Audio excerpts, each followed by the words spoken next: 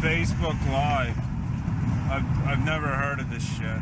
This is a public service announcement from C.T. Fletcher. I will not contribute to the pussification of a nation.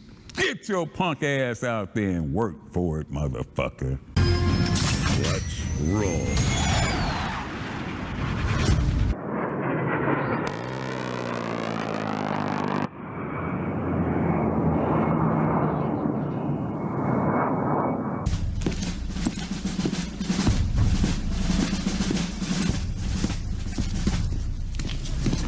Morning, Sergeant Major.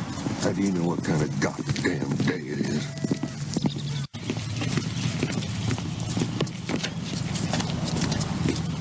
Beautiful morning, Sergeant Major. Are you a fucking weatherman now? You're listening to Sergeant's Time on WTF Nation Radio. At the bottom of the ocean. I'm at the bottom of the sea. Down on me. What's going on, guys? Welcome to Sergeant's Time this 11 January 2018, broadcasting live from the Functional Veteran Center of Excellence. Here to give you all the news and information for active duty, veteran, and retired National Guard and Reserve.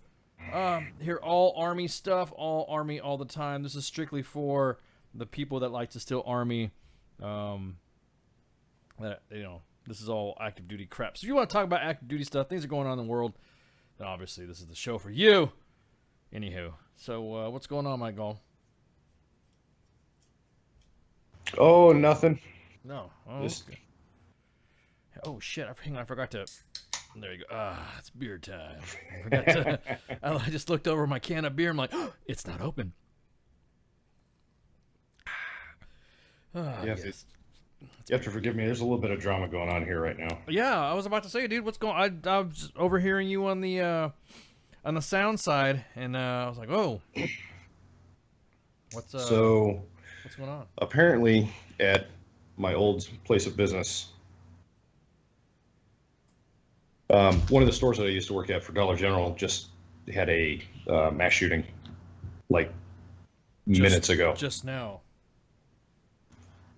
So if I sound a little preoccupied, I apologize. I know you got a high expectation of me tonight, but I'm trying to get a hold of people that I used to work with and friends, trying to make sure they're all right. So where was this at?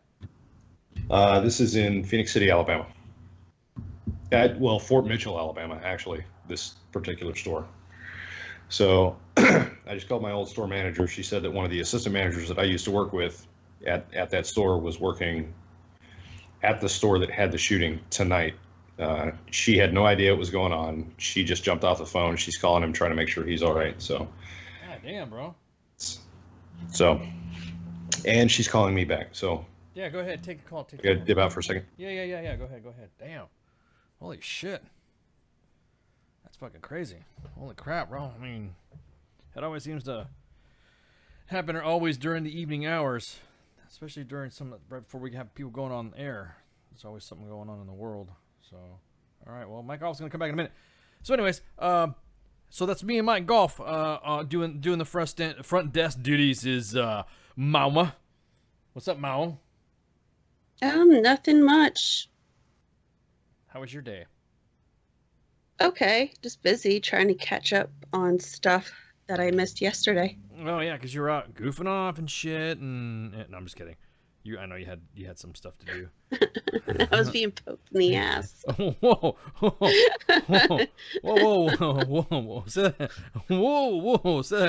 Go back. Okay, you said you were doing a medical appointment. You didn't say anything about no ass poking. So.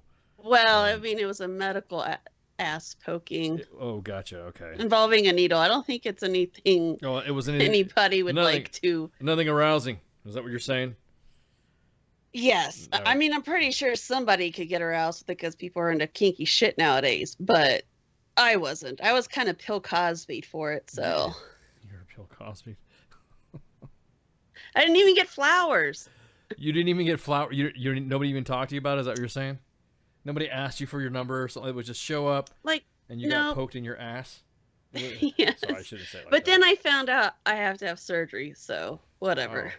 Hey, what's up, guys? Oh yeah, I see y'all in the chat. I can see you guys in the chat. Yes, I can see you in the chat. Hi guys in Mixer. Hi guys in Facebook Live. Hi guys. I can't see you guys in YouTube because that's just too many fucking screens. What the thing is that you guys need to realize that now Skype has come out with a new interface, and so I'm like, oh. How do I manage this thing? It's got a whole bunch of new stuff in here that's awesome for the for Skyping and stuff. I just don't know how to do it, if that makes any sense. So I'm just kind of looking around, and I'm like, oh crap! I totally hope I don't. There's no disconnected calls because, you know, being old and stuff. That's kind of one of those things that's technology. Is what can I answer? Yeah, I can see that. Yeah, I can see you. Hi guys. Yeah, I see you. Al, I see you. Jerry, I see you. Ross, I see y'all. I see you all. I have different screens up right now, so I can catch you. So if I'm not catching it on one chat, I definitely can see on another. But yeah, for some reason, Facebook Live on my screen is not showing, but it's showing on another screen. So, but anyways, you back? Yes. Oh, is everything all right? Yeah. One of the people that we thought was working there tonight was not, had no idea what was going on, so that's a good thing. We're still waiting to hear back who was involved, if any employees were there, and what the condition is. Breaking news story. We'll keep you updated. Holy shit, you ain't lying, brother. God damn, bro. I hope everything's okay. Well, I mean, we'll see. Was that local breaking news, or just somebody called you up and said, hey, there's something going on, or what? Oh no, this local breaking news. So I subscribe to like the local news stations on my Facebook feed, and I was wondering, I was standing out on my balcony of the apartment, and I'm wondering why all these police cars are zipping down the highway that I can see from my balcony. You know, my first thought goes to, well, it's a bad accident, that kind of thing, because it happens a lot on that particular highway. And then across my feed, multiple gunshot victims at Dollar General in Russell County. Well, yeah. Shit, I live in Russell County. I used to work for Dollar General. And I come to find out is a store that I actually did an overnight stocking gig there one night. So I know the people that work there. I know the store manager. This is so fresh and so new that you may hear sirens in the background of police and ambulances responding. And I called my old store manager. She's calling the district manager, the whole reason I quit, to let her know, because we're not entirely sure that she's aware of that it's going on. God damn, dude. So, and the people that I've checked in with, they're okay so far, the people that I know. Okay. The ones that I still have contact with. Yeah. So, see what happens. Damn. So it's just the excitement, good and bad, has been kind of overwhelming today. I can imagine, dude. I had a lot going on. Started with Spanish class this morning at 9:30. Now, doing a radio show and Sí. Sí. Sí, yo estoy haciendo los pinche clases de español. Is that what you're saying? Ándale pues, siempre contestan en español. Hang on, I'm turning off some notifications in here, so that way in the event someone were to fucking call, that the noises of phones fucking ringing and shit like that are off, if that makes any sense. So. Yeah, exactly. Because I know it's gonna be my luck. Somebody would call, and it'll do that whole thing, and I'm not familiar with this interface. I don't know what's going on with this interface. It's too many webs here, and fuck it up. But anyways, so interesting news day. For first segment, we're just obviously gonna talk some army news and army shit going on, and then the second hour, Mike Goff's going to give us an AAR, a little bit of a discussion on what's been going on, what he's been doing on mission for WTF Nation Radio, and he's got some picks, not 7 Special Forces picks, but fucking like cool Army picks. Oh yeah. So mucho gusto. Mucho gusto. Another thing that was interesting was the fact that well, I'll get to that point anyway. We'll talk about that later because there's a lot of things that I don't want to ruin up for you and all that. But anyway, so today I was just kind of like thinking, man, it's a slow Army day. What am I gonna do? And then a buddy of mine sent this. It says that the Army is gonna sue the Golden Knights because they took their name, the Golden Knights. So what happened is that a year ago, about a year-ish ago, the Golden Knights hockey team is filing a challenge. And okay, first off, I'm going to say this right now. Nation, we all know for the fact that right now the Army has been involved. Our nation has been involved in a war that's been going on pretty fucking long. Since, obviously since 9/11, actually no, since 1995, our forces have been deployed everywhere. As a matter of fact, there was a soldier that was, that died in Kosovo. GoBees found a way to keep her receipts tidy, even when nothing else is. Sorry about that. I don't know what to GoBee to keep everything tidy. So the thing is that, we've been to the Balkans since 1995. I have several friends, to include myself, that have been to the Balkans, and we thought that war was over, right? No, we still have forces deployed to the Balkans. Of course, then Iraq kicked off, and then, Afghanistan kicked off, and then Iraq kicked off, and then Iraq stopped. Now we're back in Iraq, but throughout that whole time, we have not withdrawn our forces from Afghanistan. So there's a little bit of a recruitment and retention problem right now. There are individuals that are tired of the multiple fucking deployments. There's so many fucking surveys and town hall fucking meetings that you can just throw on the wall and say, well, it's the soldiers obviously need to understand that the way the mission rolls, this is not your 1950s Army anymore. These aren't the soldiers that were back in the day that were struggling. I will have to say that there was a difference in the soldier that when I joined as opposed to the soldier that's entering now. And you, Mike Goff, as a former recruiter, you know this. Yes. There's just difference in generation. It's a generational thing. People like to say, no, it's not. The American, it's just, sorry, shut the fuck up. We used to drive around in fucking cars with no seatbelts, so don't tell me it's not a generational thing. So right now, the Army, I think right now currently is struggling with a recruitment problem.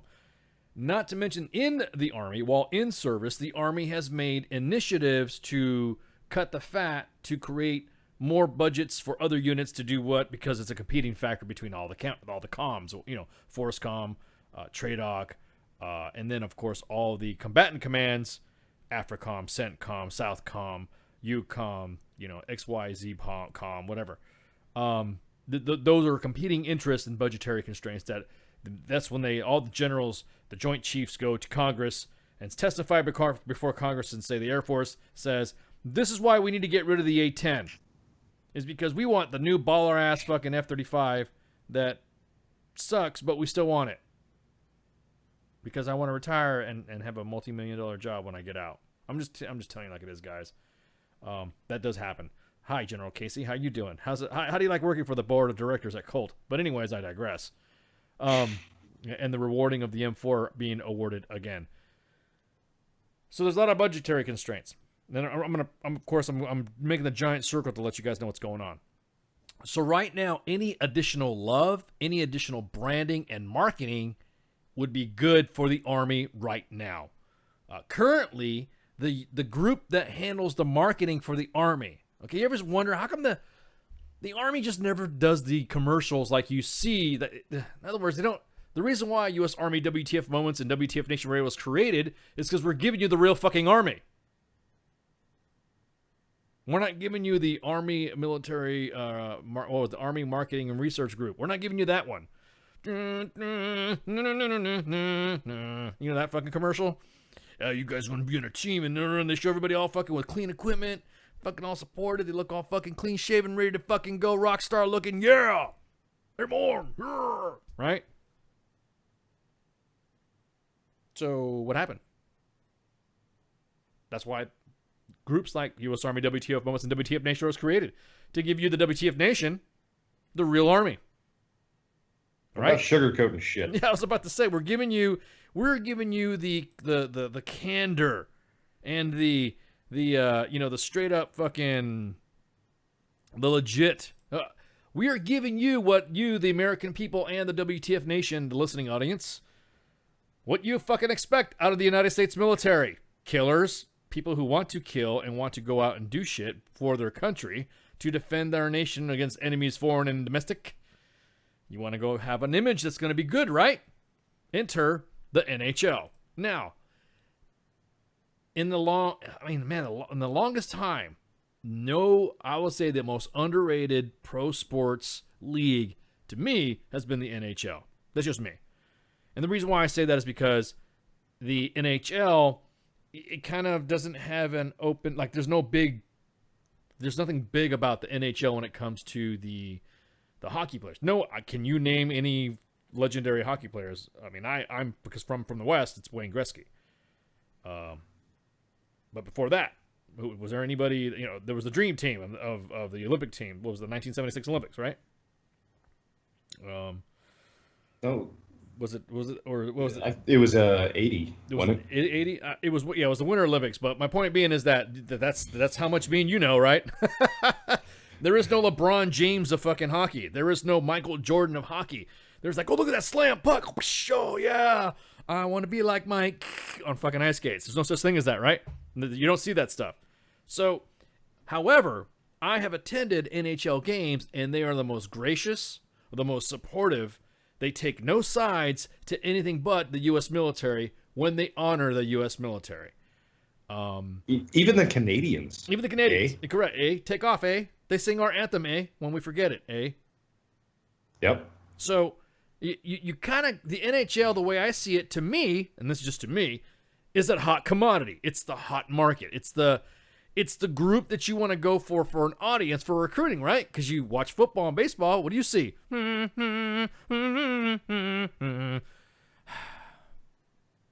That is the most. That thing's almost 20 years old, dude. Be All You Can Be was a better fucking. Be All You Can Be was a better slogan. And although jingly, is that even a word? Yes, very jingly. Accurate description. It's very jingly. Hi. It had that jingle because for some reason jingles are coming back, which blows me away. I thought those things would die off like the fucking finger game, but it's not happening. So it has the jingle to it, right? Me, yeah, fucking in the army. And you're like, yeah, I want to be all I could be.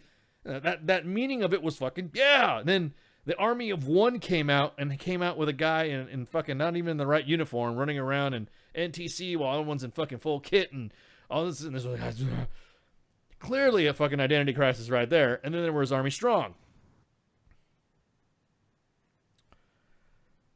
Now, I don't. And then there's uniform changes, and then there's uniform changes. We're having a severe identity crisis. We're having a severe identity crisis. Okay, now this is just what we're a nation. I know we have. We also have civilians that listen to us a lot. We also have the media listens to WTFNationRadio.com and watches what we post on U.S. Army WTF Moments. They listen to our podcasts only because we have been approached by several high-level news organizations to, hey, can we get a podcast of what so-and-so said? Or we just direct them to our PAO, or we just say, yeah, go to WTFNationRadio.com. You can pull our podcasts out, and you can get all the crazy, whatever triggered stuff you can get. So we do get some visibility when it comes to that. There's a group that's called the Army Marketing and Research Group. This is a group that tells everybody, this is how you're going to. This is the marketing. So in other words, it's like the Mad Men guys. These are the guys that are like Mad Men. You ever watch TV show Mad Men on Netflix? Yep. sit around thinking about how to how to effectively appeal to people's emotions to get them to buy and consume the things that they want you to consume. That's right. They use what the Army is no different. The Army is no different. They're using a demographic. They're using numbers. They use scores, stats, statistics, locations, populations, aggregate counts. They're using the legit. They should be using the legit, real deal on how to attract our young men and women to join the military, which currently, right now, the target demographic has always been 17 to 21. That's it, because we don't have a draft, so that's the one we want to hit, right? I like that slogan too, Al. Be all you can be, man. Me, all that you can be. Oh, did you think that was cool, Michael? Did you like that slogan too? Yeah, I love that one. I had the big green "Be All You Can Be" bumper sticker on my desk in my bedroom after I signed my contract, waiting to finish my senior year in high school. Yeah, exactly. I was going to be all I could be. You're damn right. And I was all I could be for 21 years, 1 month, 11 days. Oh man. But my biggest thing is that I'm just talking about how we've gotten so, if you look back at all the commercials, I don't know what's more cheesier.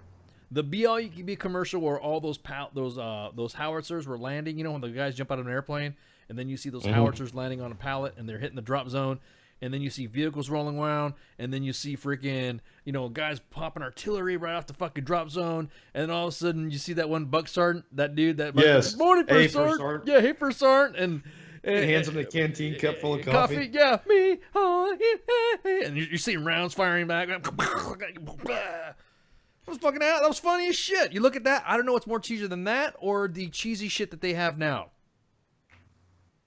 I've yet to see a good Army commercial. Have you?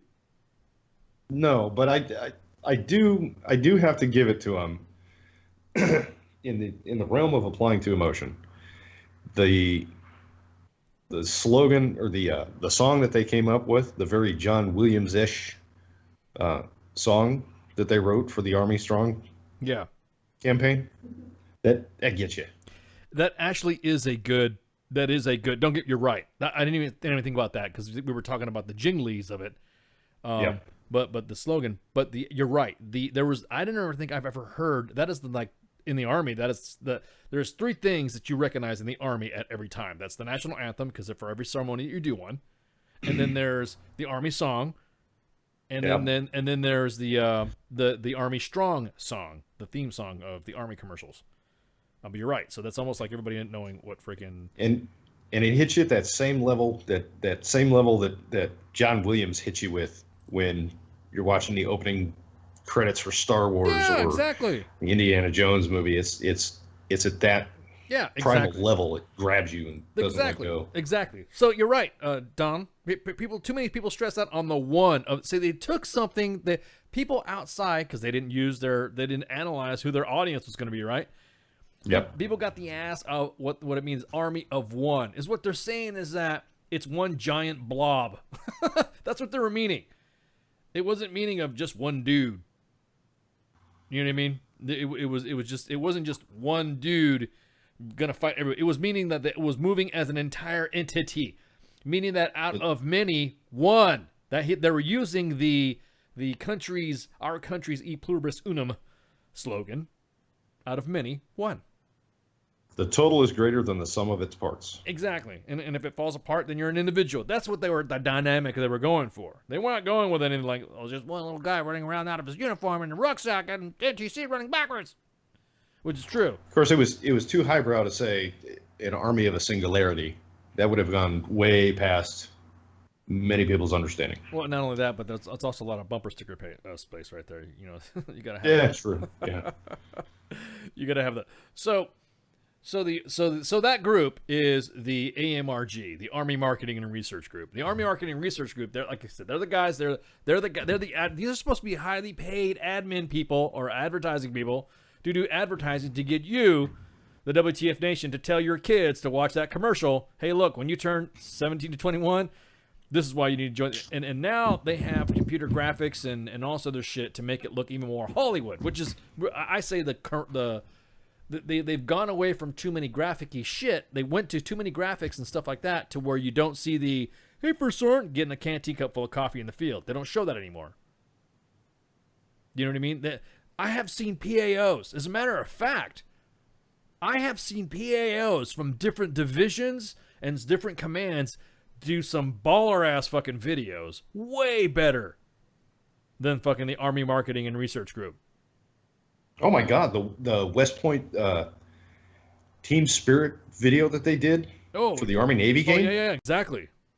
Holy shit, exactly. that was awesome. Exactly, that was awesome, and it was done by a lieutenant. It was done by a lieutenant. A lieutenant produced and directed it, and got everything together to give everybody a fucking shot list, and says, "This is what I need to do to make this baller ass movie." Pitched the idea, and you know what? Everybody was so pissed off at the way the Army Marketing Research Group was doing it. I'm just gonna say AMRG now. AMRG was just like, like South Park. They were the five-assed monkey. Here, hey, can we do this badass commercial for the Army? Yeah, one officer and an NCO enlisted. That's right. Yeah, but we want to do a baller ass movie. We want to make like a good movie, like an action film to show everybody our Army spirit and kicking the Navy's ass in football. Come to find. Hey, MRG, how about you? Okay, fine. That's not what we get paid for. That's not what we get paid for. Well, you know, we had to do this and we had to do that. What the fuck is that budget for anyways? Meanwhile, I digress. So, let me bring it around. So let me tell you, that's just giving you the big scope on how the Army does its marketing to get you or have gotten you. You may have had your own reasons on why you joined the military, but there had to have been, I know for a fact, because it happened to me and it happened to my golf, and it happened to all of the members of the staff, that there had to have been a hook. There had to have been like a little tingle or a jingle, and you sometimes felt, I know I did when I was in basic training, that climbing up the freaking obstacle and the climbing up the stairway to heaven at the fucking obstacle course in fucking Fort Knox, and you're like climbing up, you're like, motherfucker, oh god, and as soon as you get to the top, you hear, I can do this.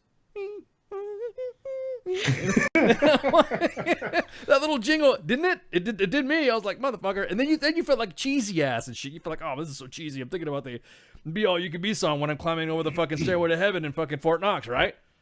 So this is one of the things that go ahead. I had the same thing towards the end of my career, getting closer to that finish line, 20 years, I could do it. Another gunnery. Here we go to do it again. Yeah. So that was. Yeah, exactly. I'm Army strong. I can finish this career. Exactly.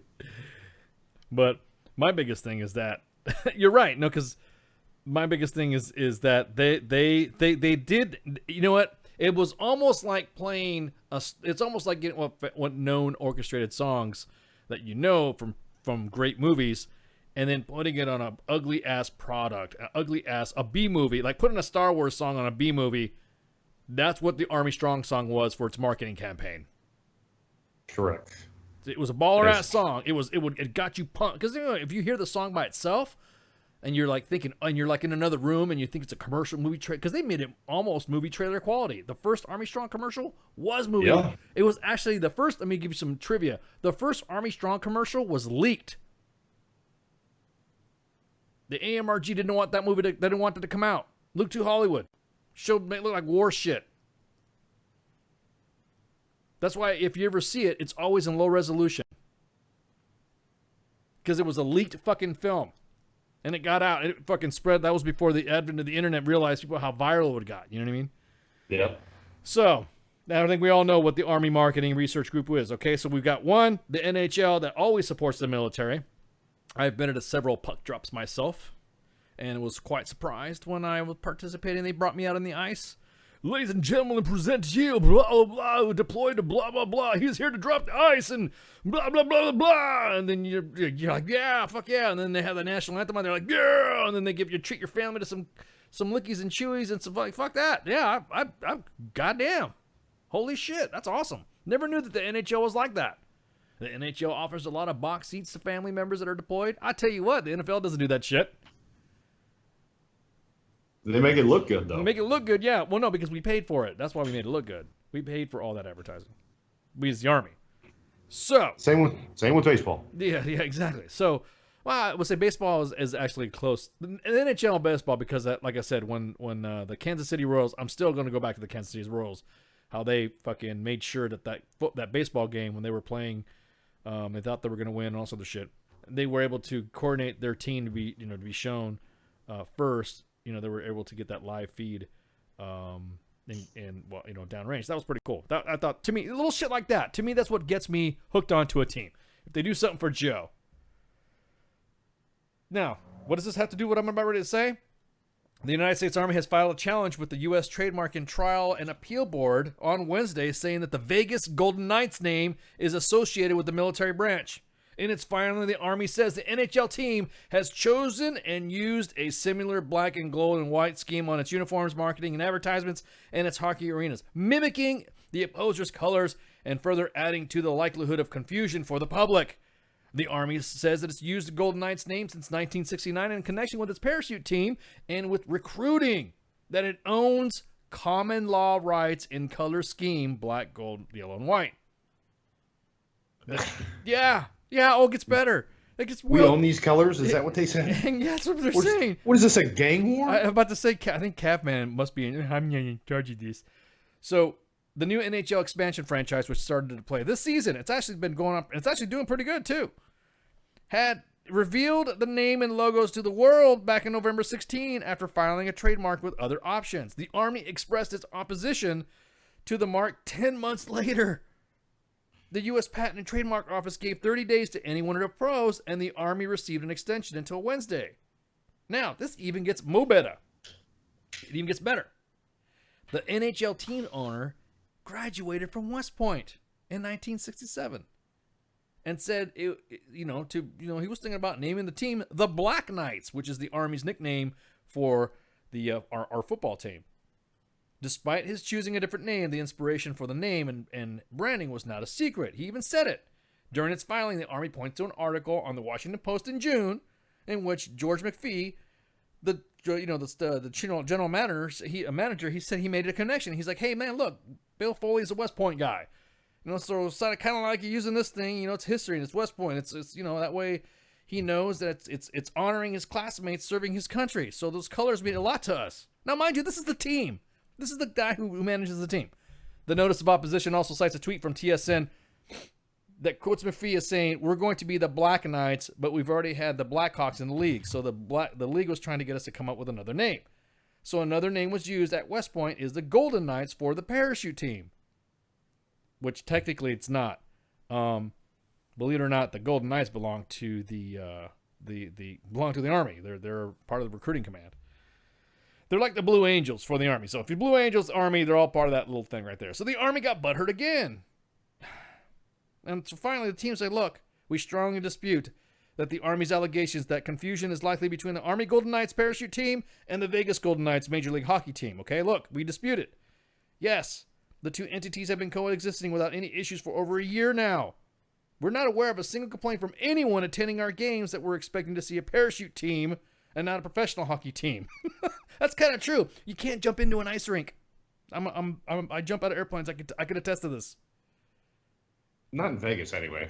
Well, I mean, actually, Vegas has awesome jump conditions, but you're right. You're not going to jump into arena. Anyways, my whole point, that would be pretty baller, though, is for the Golden Knights to jump into a Golden Knights game in the rink. Like, they come in, slide across the ice and into the goal. Yeah, they come into the roof, something like that. Yeah. So, in light of the pending trademark opposition proceedings, we'll have no further comment at this time, and we'll address the Army's opposition in a relevant legal forum. So, the team now has until February 9th to file its retort to the appeal board. The Army does not have any trademarks filed for the Golden Knights. Two colleges, UCF and the College of St. Rose, do have trademarks. The College of St. Rose has also opposed the filing and got a second extension, at this time for a period of 60 days according to its opposition.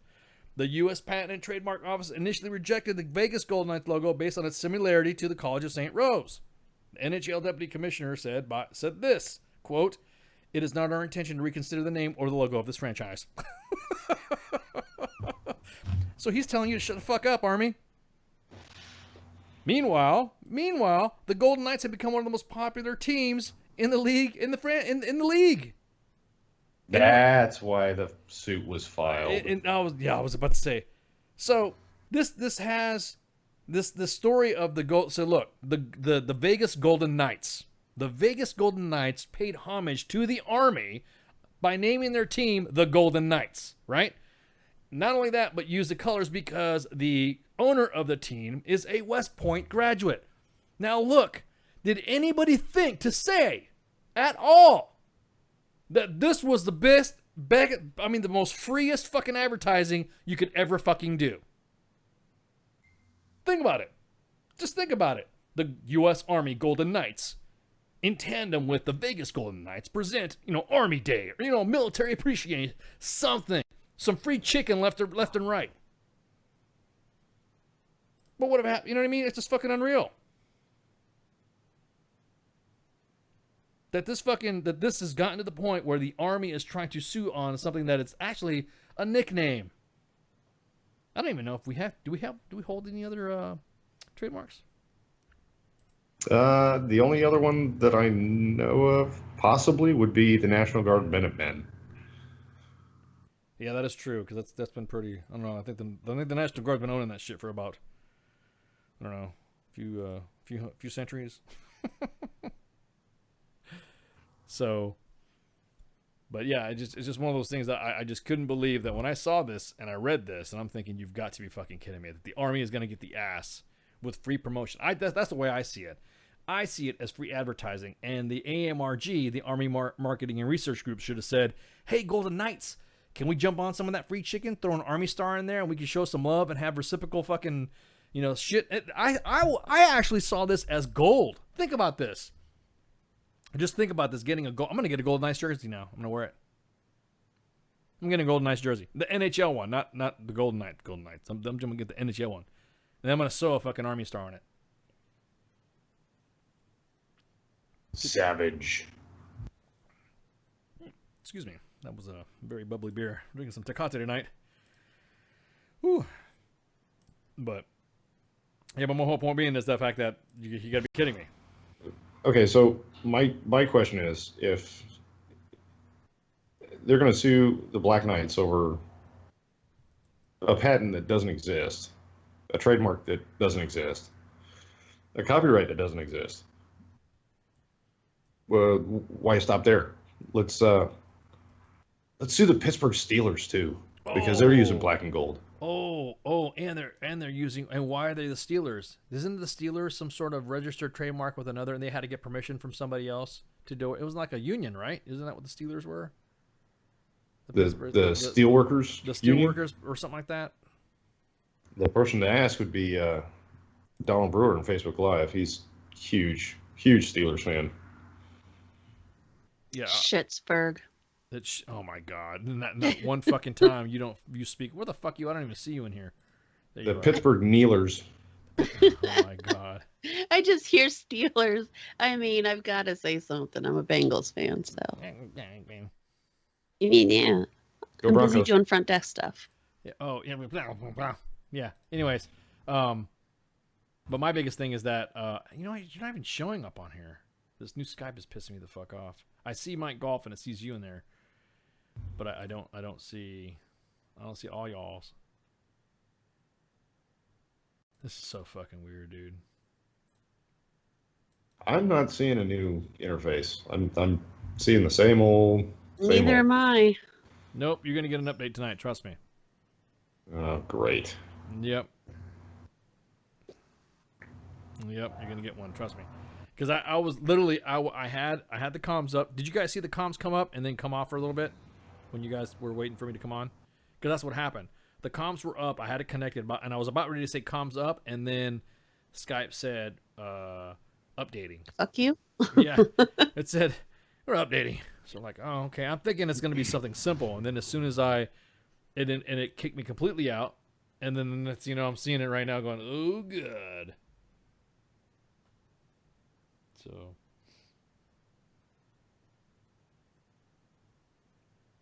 that's right. You're right. You know what? Somebody was sending in the mixer chat that was the Army wants to join you. Yeah, we want to join you. Hell yeah. The most inappropriate joke I ever heard when I was on recruiting duty. You don't want to be in the Army? How about the Army and you? Yeah. Stop. We want to stop join you. The Army wants to join you. Anyways.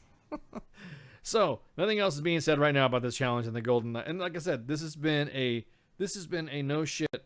This is the way I see it. This is a feel good. This could have been a win for the Army. This could have been a win for the Army by them saying, "Hey, that's badass. Let's do this. Let's team up. You can sport your shit and all this other stuff, and yeah, we can sell some GoArmy.com stuff and you know the deal, Mike Golf. There's all that swag. You could so jump on that shit. Oh yeah. Yeah, fucking. But it's new. Now you look like a fucking bitch in front of the world by saying, "Man, you're gonna see you," and everybody's pissed off at the Army. That's what trips me out. They're pissed off at the Army because the Army is making it look like, well, dude, what are you nuts? You're gonna sue somebody who's paying homage to the Army by suing them for paying homage to the Army. Right. I'm not gonna name my kid fucking George Patton anymore because you pissed me off or something like that. You know what I mean? The Patton family might sue you. Yeah, but my point being is that, oh god. So, anyways, so today, we had some. I guess there's a Twitter war going on between Jose and 3rd Infantry Division. I've been getting screenshots. Oh, really? Yeah, and yeah, I guess there's some. If you go on Jose Tamale's Twitter, and you go on 3rd ID's Twitter, and you go on WTF Nation's, I've been getting screens. I don't have a Twitter account. So yeah, exactly, Don. It comes from U.S. Steel, so that's where the logo comes from. But just been getting some screens of 3rd ID coming back because taunting Jose to reveal his story because Jose. I didn't know Jose was a science fiction fan, but lately he's coming out as a Star Wars fan because he's been releasing Star Wars memes and Star Wars tweets on his Twitter, and they're epic. And then 3rd ID answered back with some of their stuff, and I'm thinking, holy crap, this is going to be awesome. So the story is going to be huge. It's going to be awesome. Huge. I mean, I got people sending me text messages. Yeah, what is going on? Yeah, we'll talk about I that. don't know. We'll talk about that in a second. This is going to be awesome. You'll find out when I do. Yeah. I only know a little bit of it. I don't know the details of it. Either or, it's still funny as hell.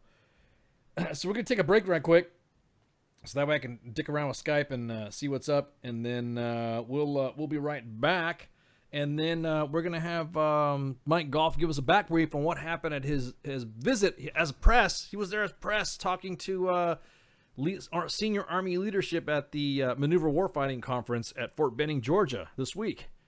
So yeah, exactly. So you were there freaking rubbing elbows and freaking doing some stuff. And I'll let Mike Golf tell you all the interesting stories, and I'll remind him about some of the stuff he told me so that way he doesn't forget. But anyways, we're gonna take a break right quick, and let me see. I'm just trying to see what else we got on the calendar and the schedule so that way I'm not fucked up. All right. So anyways, yeah, we're gonna take a break, and then everyone get some shouts. And then Army of One shots. We want the Army to join you shots. So we'll be right back.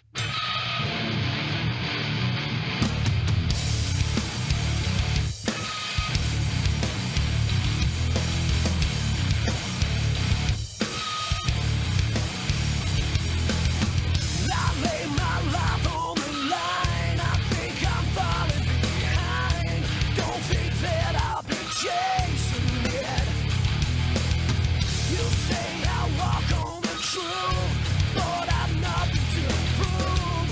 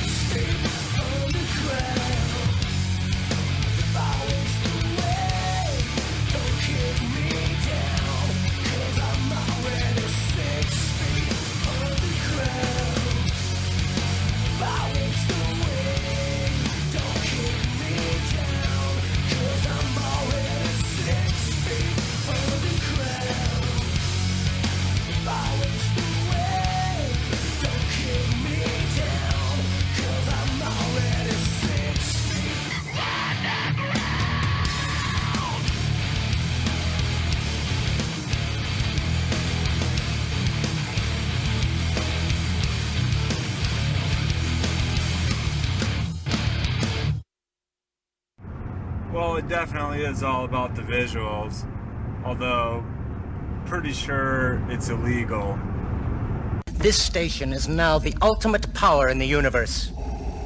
I suggest we use it. The voice of U.S. Army, WTF Moments. This is WTF Nation Radio. I find your lack of faith disturbing. Good evening, boys and girls. This is Tim Kennedy. I'm a Special Forces sniper, a Ranger-qualified Green Beret, a UFC fighter. Please listen to us and the shenanigans that we're going to say. We will insult you. There will be racial slurs. We will be sexist. We will offend you. But there will be magic, and a unicorn will be raped. So enjoy the show. Thank you for listening on WTF Nation Radio. And we're back. Second segment.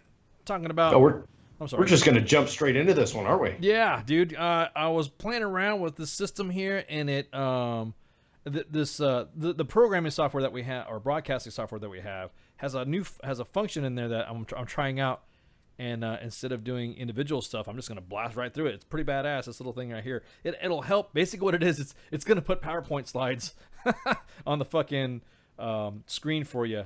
And pictures. So all it does is it gets all your photos, puts it all on a slideshow, screen show, and then that way all you got to do is just click next, and it's good to go. So I'm just trying it out right now. So if there's a couple of things that look kind of weird, you guys probably won't catch it, but if you do, I'll ask. Anyways, so Mike Golf this week covered as reportive investigative journalism here in fucking Fort Benning, and well, not here. I'm not there, but you know what I mean. I would have loved to have gone there with you. It was fun. Yeah, it was at the Maneuver Center of Excellence. It was a maneuver warfighting conference, and it was basically a big symposium. And with that, I'm gonna go ahead and just go ahead and lead it off, brother. Tell us what's up. All right. So, yeah, I got wind of the maneuver warfighter conference going on at Fort Benning, and decided I was going to go look at some of the vendors, see what I could see. Put some feelers out, be a representative of WTF Nation, and kind of the intent that I had going into it was to attend for those of us, or for those of you in the listening audience that could not attend. So I brought back some good information, talked to a lot of vendors. Unfortunately, I wasn't able to attend any of the symposiums or workshops because I am retired. So. And Ice, you're just going to start off with the big one. Yeah. That right there. That right there. Go ahead. I'm sorry. I'm doing it. Go ahead. It's that right there on the. If you look at it on Facebook Live, the slide that's up there, that is the unofficial official Master Gunner logo for the Abrams Master Gunners that we have used for roughly the last 40 years. This is the one for the last 40 years since April 1975. The first Master Gunner graduating class that we have been pushing the Army to recognize and adopt as the official Master Gunner logo. But wait, there's more. The Master Gunner badge was finally approved November 8th, 2018. And what you see on Facebook Live is the abomination. Oh, come on, that dude. was signed into law. Oh man! So basically, what you're looking at, Nation, it is the Master Gunner badge, and it is the test. Now, for you guys don't realize what's the big deal about the Master Gunner badge.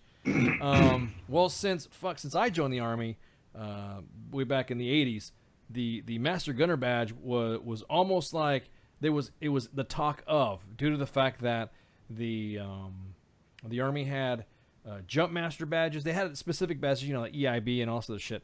So they had specific badges, and they needed to be commensurate to what they were doing. So, for instance, a jump master is required that you go to jump master school. You had to have a prerequisite amount of jumps. You had to, a lot of stuff. EIB had to do a lot of tasks and also the shit. So basically, the armor and the artillery had no badge. Now they included ADA in this too. I was surprised to hear that.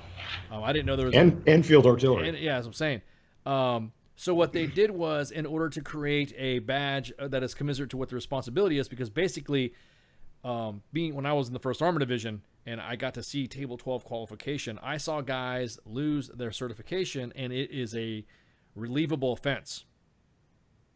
Oh yeah, you screwed up bad enough, they'll take your ASI. Due to the fact that you are dealing with explosives, you're dealing with a crew, and you have to manage that crew. And so for me, not being of that world, I think it is a long time coming, albeit the badge looks very German to me. I'm just saying. It looks busy. Yeah, it does. It looks, and actually it looks like I'm going to steer a ship in a minute when I put it on, you know, ready to fly tonight. Yeah. So that's the badge. That's the Master Gunner badge then, right? Is that what you're saying? That is the Master Gunner badge. That is not Abrams Master Gunner badge. It's not the Bradley Master Gunner badge. That is a Master Gunner badge, period. It encompasses field artillery, air defense artillery, infantry, armor, cavalry. What else was there?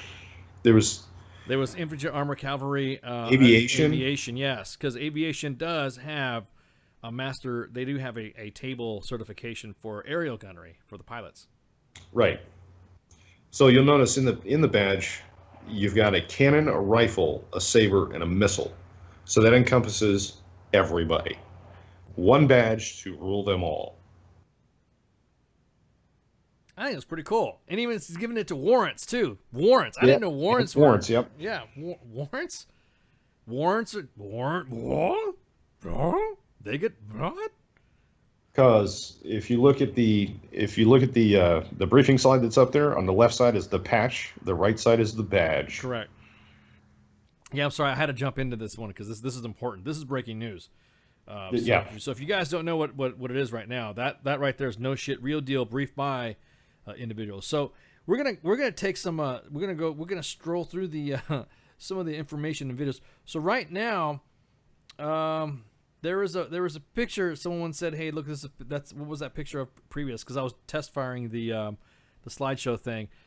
Somebody said that was a colonoscopy. That was my colonoscopy. It'll be in the fucking. It'll be in the Smithsonian. No, let me show you what my colonoscopy looks like. Let me show it. So that piece of equipment that you saw right there was the what? That was the imagery for the big bore cleaner, right? Or the bore inspector or something like that? That is the bore scope video monitor. Gotcha. So then what the video that you gave me, what is this that we're about ready to see? Oh, the video that I gave, that's the automatic bore cleaning tool. So guys, if you guys want to know what a divorce feels like when you're on wife number 9, let me show you this. Just goes back and forth 2 times. All the way down. Yeah, basically, you don't have to touch it. It automatically knows when to stop at the end and come back. It's got like a little sensor at the end. That is the cleanest gun tube ever.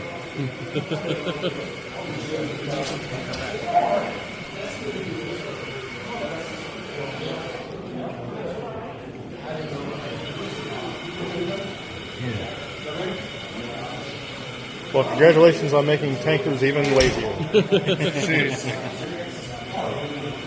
Like I said, where's your potential? He said he's got cleaning guns. Yeah.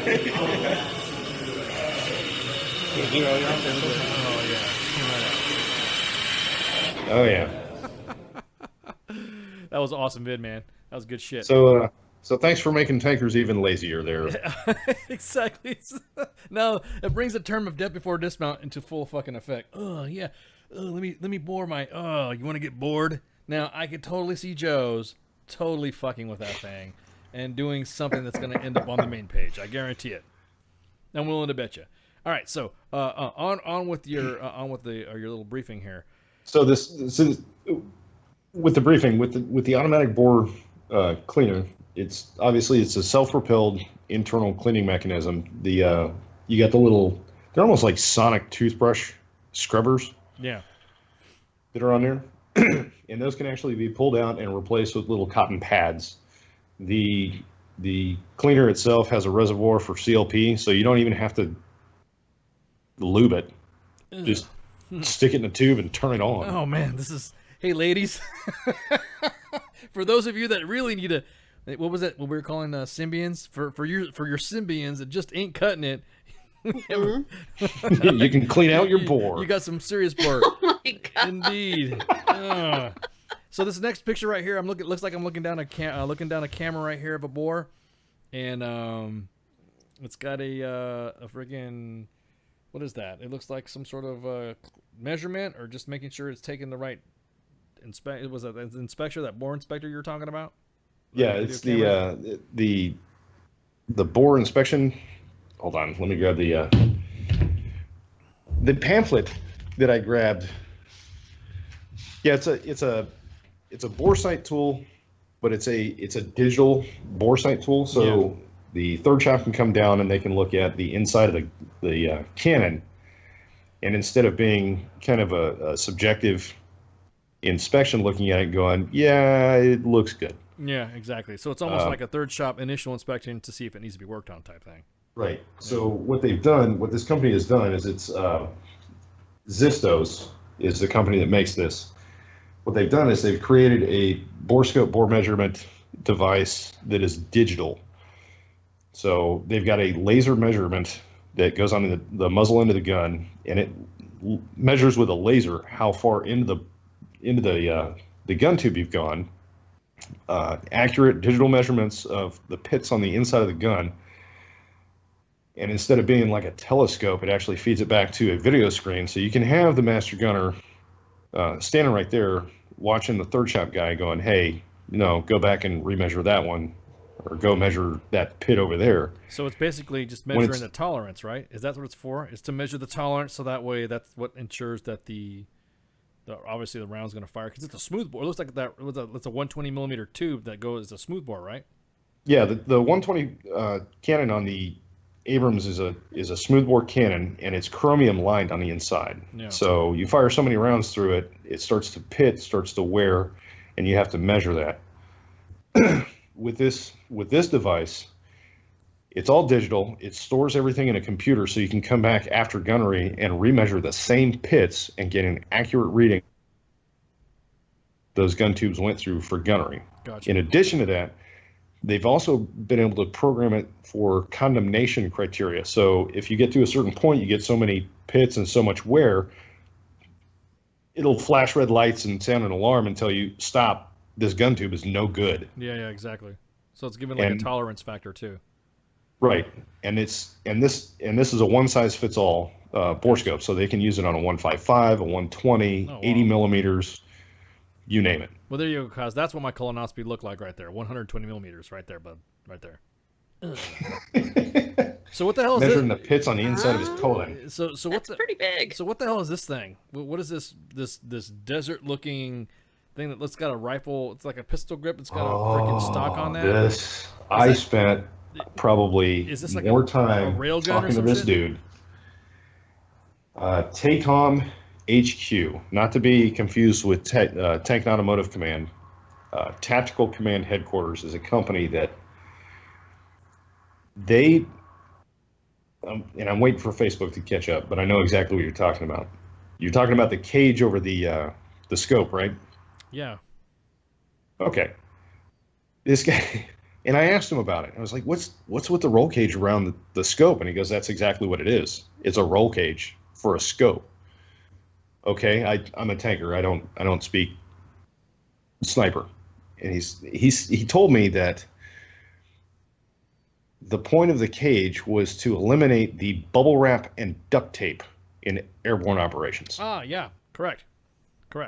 You have to use, well, you don't use too much tape, but you use cellulose wrapping, bubble wrap, and then you wrap it around the sights, and then that way when you jump, you can, it's not, the scope and everything is not messed up in the mobile airborne weapons case, modular airborne weapons case.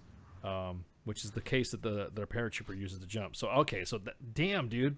How much did it fucking weigh? That looks like that weighs a lot. It does not, actually. In addition to that, so this whole setup, these guys are fucking amazing. I was so impressed with these guys. I sat there and I talked to this guy for like an hour and a half. I spent more time talking to this dude than anybody else. The scope roll cage was just the beginning. In addition to that, if you look right in front of that scope, there's that big box. Yeah, what is that too? I was gonna say that looks like a. That is a holdover offset prism. That particular box that you're looking at right there is a 300 MOA holdover box. He was telling me about that particular prism. What it does is it lowers the target, effectively giving you a second zero, so that you have to pull the muzzle of the gun up to compensate for distance. That 300 MOA offset allows for somebody to put a round on a target at 2.7 miles. Holy with crap. a 100 meter zero on his iron sights. Nice. I'm just checking it out, man. That looks pretty cool. So he was saying that these guys, TACOM HQ, these are the only guys that are in this game, in this holdover offset game. These are the only guys that do it. So anybody that makes an attempt at a world record distance shot for putting a shot on a target, this is the company they go to for holdover offset. He was saying that at 2.7 miles without this box on here, somebody'd have to have 381, 400 something feet of holdover. Basically, you'd be looking down the pistol grip at the target. It's so high. Damn, that's pretty baller. And they make them custom. They make them custom. You tell them what your initial zero is, if it's 100, 200, 300 meters, and what you want your second zero to be. If it's 500 meters, 1,000 meters, 1,500 meters, they'll build it for you. How do they take an account of bullet drop and type of round? Does it matter? Or they just it's more specific on distance or ballistics? It's more specific on ballistics.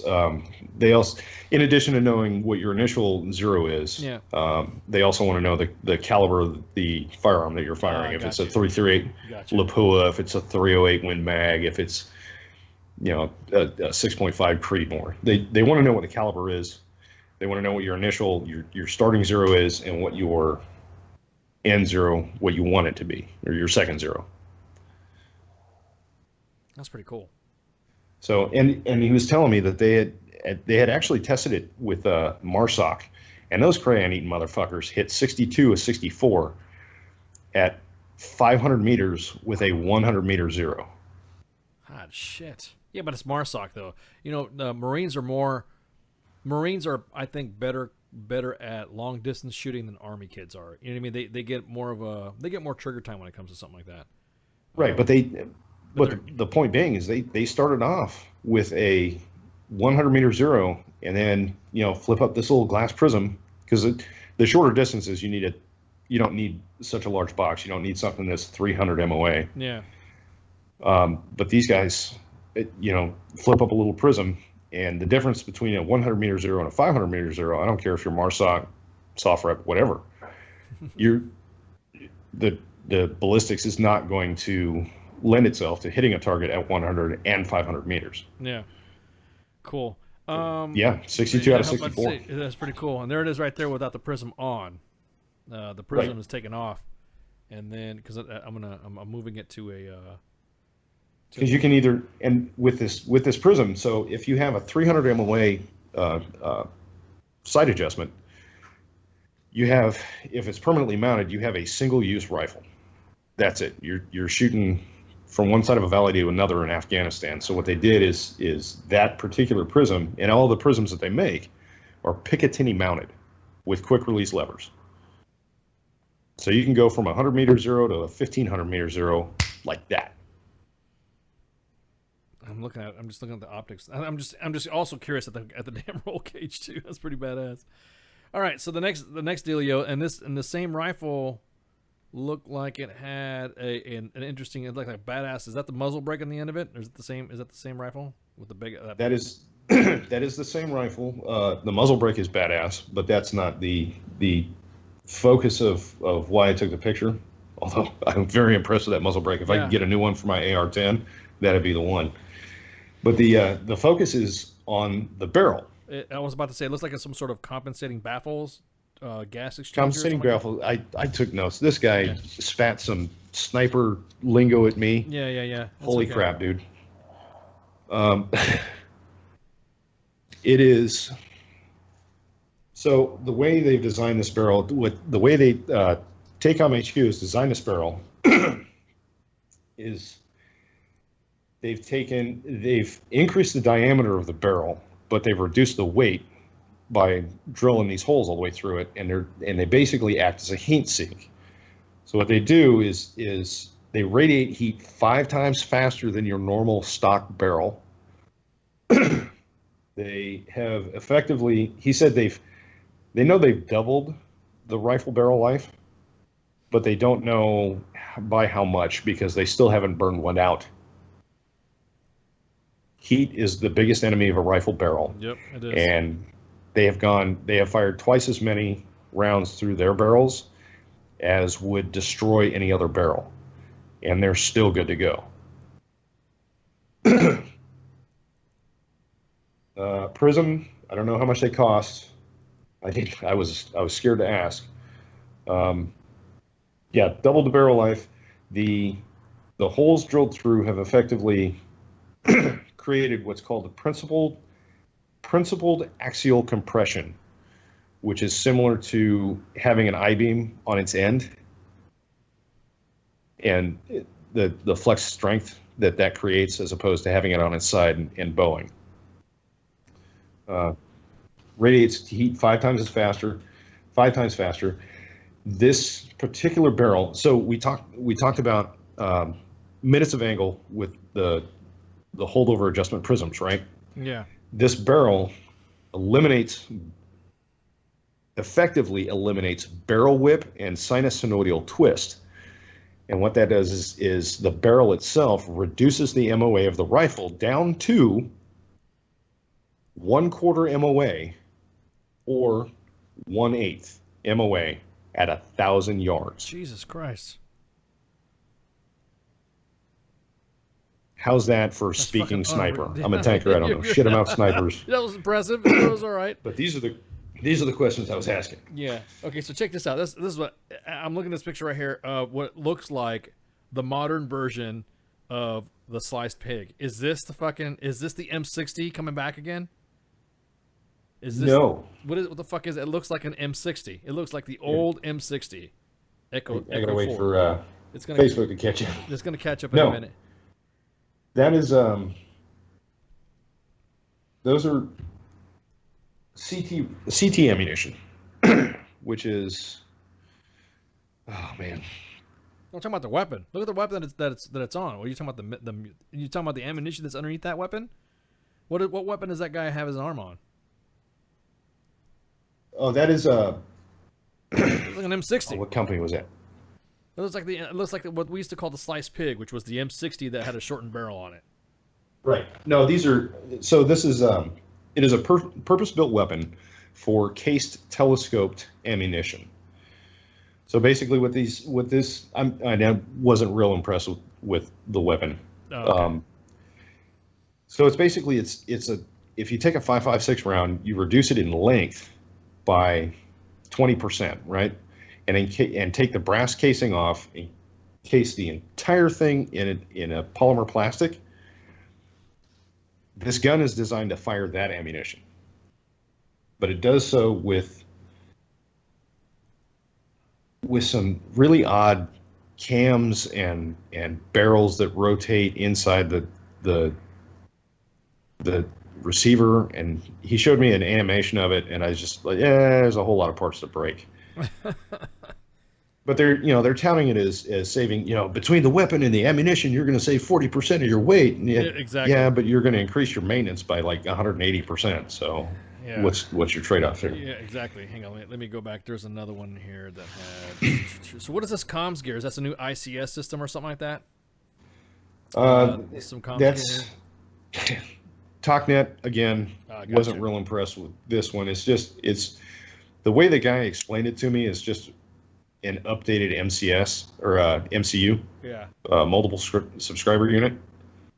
you can take and you can connect all these intercom systems together, and Oh, that's fucking okay. So it's a switch then, basically. The old switch, the old MCS switch that used to have in the fucking. Well, we had an ICS Right. inside the fucking inside of the aircraft. And this is the predecessor to the cell phone, basically. yeah, I was about to say, dude, this is like yeah, okay. And then he was talking about it like it's the hottest shit on the planet. Well, yeah, you can call this radio over here, yeah, and I can call my buddy's cell phone too. Okay. Exactly. Okay, so what this was the bore cleaner that you were showing. So what is this Raytheon thing? Is it the one with the wings? Yes. What is it? What the hell? I was like, ooh, I got to make sure this gets pointed. Here is Raytheon is a really funny company to talk to. At least the representatives that I talk to. This is called the Coyote. This is a tow tube launched aerial vehicle that can perform one of two missions. It can either be reconnaissance and observation, or it can be a loitering aerial munition. So what they'll do is they'll fire this thing out of a tow missile, they'll program it, and they'll say, I want you to fly around this area, and I want you to look for this kind of target. And the thing will, it's fire, fly, and forget, right? So it'll fly around, it'll look for targets, and it'll feed back video of whatever it's looking at, if that's the function that you told it to do. If not, you can program it to, hey, find a tank, and I want you to drop down on top of it and blow the shit out of it. And it'll fly around, and it'll wait for a tank to show up. Now, what's it? Do you know what did it give you? Like how long it would loiter in the battlefield? Like you launch this fucker, and then it goes off, and it goes blam, and then what happens? Then this is where it gets kind of sketchy. Yeah. So OPSEC would not tell me loiter time or range. Gotcha. Okay. So for a specific amount of time or a maximum amount of time, it would float around the battlefield, look for a fucking. Now, does it have some sort of ID system or something like that it would know that? It does. It does have an IFF too, so identify friend or foe, some sort of transponder or something like that. So that way, it does. The guy he really didn't want to talk to me. No. Especially once he found out that I work for WTF Nation Radio and what I was doing. He was what a dick. There's a lieutenant colonel over here that wants to talk to me, and he walked away. Wow, really? Yeah. Oh, okay. That okay. seriously happened. Wow. Okay. So hey, Fort Benning, from one center of excellence to another, don't diss us. We were there to provide a good story and to give you guys some props for doing something that was good for the warfighter. But that's okay. No. This isn't on Fort Benning. This isn't on Army staff. This is on Raytheon. Okay. Fuck you, Raytheon. Okay. Yeah. Can we say that, or is that like endorsing or not endorsing? Oh no, wait. We that anything we said here on WTF Nation Radio is the opinion of blah blah blah blah blah. So, anyways, right. All right, cool. Just checking. Okay, hang on. Let me mess with it. So, this right here, these lights, I know exactly what these are. These are drop zone identification lights and Pathfinder laser bright lights. Laser bright these lights. These guys are all about and these have been around for a while. Battery operated chem lights is all they are. Yep. But they look like they're more higher grade than what the old ones used to be. Because the old ones they're a better grade. They've actually, instead of selling them at the PX as single kits or double lights in a tube, they're actually selling them to the Army, and probably on their website as well, as kits for LZ marking kits, which come with 5 lights, 5 steel stakes with mounts on top of them to mount the lights. There's a Pathfinder kit. The one you're looking at, those are magnets. They've got all kinds of nifty little kits that they come in now. So they've taken the light itself and expanded it into a more useful system specific to whatever mission you're performing. I was looking at some of the other stuff in here too. Was this that caseless ammo? Oh, real quick, there's the ammo thing that popped up. Was that specific telescoping ammo you were talking about? That's on the table. That's the 5.56. That's actually cased inside that polymer that looks casing, weird. as opposed to brass. Yeah, it's like mini sabos or some shit. Yeah. What the fuck is this thing? It's like, it looks like a fucking firefighter or like a warlock or something like that. An anti-IED detector, an IED scrambler. The Boomerang 2.0. Is that what that is? Again, Raytheon really pissed the dude off when I called it a boomerang. It's not a boomerang. We don't have a name for it, but it's not a boomerang. Yeah. Okay. Yeah, look, it's a boomerang. It's a boomerang or a warlock is what they had. Is what they were called. It's an acoustic shot locator is what it is. Yeah. But what they've done is if you notice on top of it, there's actually IR sensors on there now too. So it can not only sense supersonic rounds, but subsonic rounds as well. And the way he was explaining this one to me was, instead of giving you 2 readings, which the boomerang did, and one of them being correct and the other one way the fuck off, this one will give you 1 reading very accurately, because it'll combine acoustic and IR signatures to find out exactly where that shot came from. Yeah, and obviously for OPSEC reasons, we can't show you what the terminal looks like, but how it does it. But there it is, right there. Yep. There's that more. Do you really like that bore fucking cleaner, that bore looker, don't you? Because you had like a bunch of pictures of that thing. No, I only had 2 videos. Really? Yeah. Okay, so there's a backpack right there. Now we're gonna go on to fucking what the hell is this big giant thing that's sitting there? It looks like a giant Bushmaster cannon. Is that what that is? It's an upgraded Bushmaster. That is a Bushmaster 30 millimeter cannon, as opposed to the 2.5. Yeah. That is going on to that is being put on a Strikers. So they're gonna get. Is that the same type of chain technology that's on the Apaches? They were talking about doing something like that, putting the Apache gun on a Striker. Yes. Oh wow. Very, very similar. I think so. It's got 2 ammo canisters on either side of it. So one would hold HE, the other would hold AP, similar to the way the Bradley 25 millimeter chain gun works. And there's all kinds of other ammunition that they've got for it. I really didn't get into depth because 120s are over here, and I kind of got sidetracked. I apologize. It's okay. No, it's all right. Tanks. Anybody want some tanks? Hang on, I'm going back. And I didn't even get pictures of 120 ammunition. That's what the horseshit about it. Let's see. I'm looking at some of the other. Yep. Got the vid. There's one in here that I wanted to see that I thought was loaded up. There's the Zistos thing. There's the Raytheon. There we go. Now we're going to vehicles. We're going to the outside. We're going to vehicles. The big stuff. The big shit. This is what people want to look at. Machinery. This is where I gravitate to. Since I was a tanker for 21 years, I hit the inside with the small arm stuff for the infantry guys, just because that's part of our listening audience, and I'm trying not to be biased. So. Oh, of course not. So what's up with this thing? This looks like a fucking mine clearer device. It looks like a Bradley engineer vehicle. It is an engineer vehicle based on a Bradley hull, because the engineer branch was complaining that their engineers were on Bradleys and that the gunnery training schedule detracted from their engineer specific training. So what they did is they took a Bradley, they put a mine roller on the front of it, they put mine lane marking flag dispensers on either side of it. They took the turret off.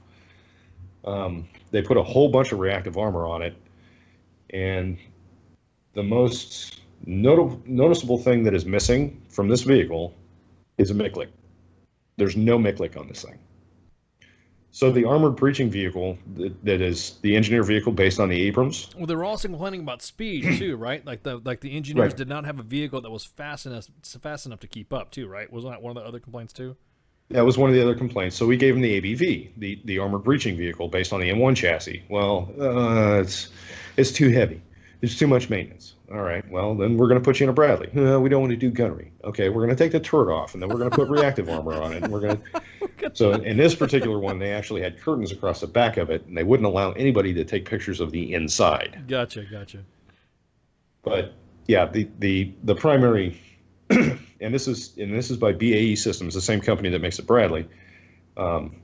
they were saying that the justification for this vehicle came from engineer branch complaining that their engineers had to do gunnery training tasks on the Bradley because it had a 25 millimeter gun. I'm just looking at this. That's pretty cool, and I like how it's got the mine rollers in the front. That's pretty baller. Yep.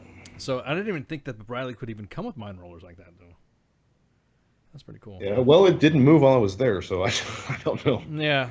They said it came off another vehicle. I can't remember if they said it was a Stryker or MRAP that particular mine roller set came off of, but it is the same company that builds the mine plows for the Abrams. That's badass. Okay, so this next one, it looks like it's a dune buggy. It looks like this is a, and this is a Scout Recon vehicle. I've seen this is a cool story. You'll love this one. I've seen this one before in testing, so I'm curious to see what add-ons. Go ahead. Is that the Scout Reconnaissance vehicle right there, the RCV? That is a Scout Reconnaissance vehicle. Yep. That is the 30 millimeter gun that you saw earlier, mounted on top of that thing. Yep. It seats 6, so they're 3 across in the front, 3 across in the back. The driver actually sits in the middle in the front. We're not entirely sure who sits in the middle and the back, but the gentleman that's in the hatch there sat in the middle seat in the back and could not close the hatch if he wanted to. The armor on this thing is... It looks like it's pretty light. It looks like real light. It's like half-inch rolled steel, mild steel. Yeah, so it definitely is a recon vehicle. It's not meant for that's more of a defensive weapon than that 30 millimeter Mike. Right. So, and this particular vehicle, this specific vehicle, had 4,000 miles put on it at JROTC by none other than Major General Carrillo, the division commander for the 82nd Airborne. That's what I'm talking about. Airborne. Hey, what is that? Is that boom in the back a retractable? It looks like a retractable boom for a camera observation and laser range finding kit. That is exactly what it is. Similar to the one that EOD uses. Yeah, exactly. Yep. So I don't imagine that anybody other than special operations, if anybody, would be using this vehicle. So the vehicle that's next to it is a similar model, lighter armor. Doesn't have windows, so it's open. It's actually got gun mounts on the corners of all of the doors. The third seat in the back, in the middle, is actually faced rearward with a kind of like a technical machine gun mount on the back. Yeah. I was there with 2 other master gunners that I served with before, and we both looked at it, or the 3 of us looked at it and went, "You're not putting a 50 on there." Recoil would break that thing. I was about to say it looks like it would have some. So I'm just curious. So it uses that weapon, that cannon in it. But, well, it's got what? It's got a recoiling barrel, anyways. I forgot. So. Yep. Let me see. What was the other? There's another vehicle in here. You guys have to apologize for me. This new dealio here for my slideshows. Fucking trying to give you the latest and greatest of entertainment. Here, and it's fucking me up. Skynet is online. Yeah, Skynet is online. We're sorry. You have now shown equipment. Hey, Korea, this is gonna fuck you up. Oh, hey guys, how you doing? Looks like you guys putting on some kind of show here. Where's my favorite vehicle? Hang on. The little gray thing? Yes. Hang on. Let me that right there. I'm gonna fucking. Let me. Yeah. This is Let me. Where is that fucker at? Guys, it's me, Benji. I'm trying to pull this vehicle. I'm about ready to show you is fucking badass, and when you see it, you're gonna be like, oh, good. So, hey, it's gonna suck because like the whole first hour of the podcast or the second hour of the podcast, everyone's gonna be like, what are they talking about? What vehicle they looking at? This is bullshit. I don't see nothing. So, that's because it didn't load in the package. Hang on. Oh, that's too easy. Hang on, I can grab the package. Yeah, grab a package. So that one vehicle right there, you were hanging out with you said former Didn't you say you had a run-in with somebody of some rank that you Yeah. had some, so there I was. So real quick. No shit, there I was. Yeah, go for it. While you talk, tell the story right here while I'm getting your image getting ready to load up. So this is gonna be. So fun. I'm talking to the dude at Taycom HQ, the guy with the really cool gun and the scope roll cage and the 300 MOA holdover prism, and he asked me, I'm asking these pointed questions, I'm asking journalist questions. He knows it. He's identified it. He asked me, so what do you do? Because I've got a beard and I'm in civilian clothes. I'm obviously not in the military. He wants to know what it is that I do and why I'm asking these questions. Who do you work for? Well, I work for WTF Nation Radio, the voice of U.S. Army WTF moments. He goes, I know them well. And he kind of looks over my shoulder. And I turn to my left, and no shit, standing within earshot is Lieutenant General McFarland. He's a good dude, man. He is a good dude. Go ahead. Oh, what was the reaction? Jesus Christ. He blew me off. He didn't even pay attention. He was like, yeah, whatever. That sucks, man. Not important. But there was a bunch of stars and birds walking around. I ran into Sergeant Major Clemens, who was the Armor Sergeant Major when I was there. He's a good guy. Like him. Yeah, he is. He is. God, man, that'd been fun. Okay, so this next vehicle I'm going to show, I love this right here. To me, it was probably the best. This reminded me of something out of G.I. Joe. This next vehicle I'm going to show you, and I want to go ahead and let you tell us what it is, Michael. What is that? Makes you want to go Cobra. You're talking about the little gray tank looking thing, right? Yep. I'm still waiting for Facebook Live to catch up here. Okay. Is it the gray tank? Yeah, it is the gray tank. Go ahead. It's popping. Okay. So this is BAE's remotely operated armor unit, outfitted with a 30mm cannon, a shitload of video, audio, and thermal sensors on it. It is your Skynet wingman. It is remotely operated by a tank commander or another crewman, more dependable and expendable than our current 19 Deltas. Oh, I'm sorry. Did I say that out loud? I'm sorry. But this thing is about half the size of a Bradley, about the size of a Bradley turret. I should have had somebody stand next to it to show size of scale. But yeah, it is. You're right, Branko. It's an autoloader. Everything is self-contained.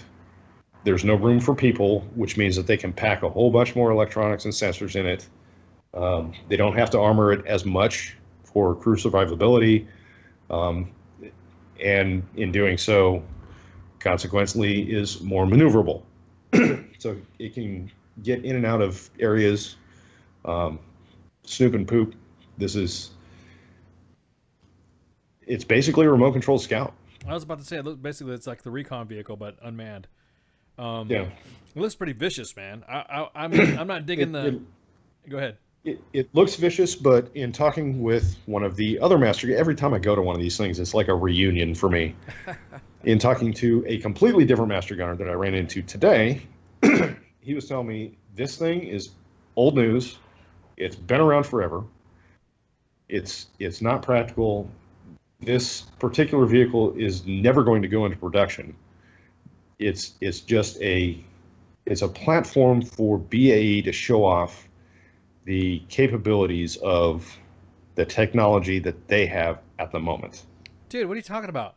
I would love to have that fucking thing right there with my Xbox controller and take it down range and put it on a fucking, and you know what I mean? Take it on Route Irish or MSR Tampa and just fucking, you know what I mean? It would be awesome just to have that thing right there.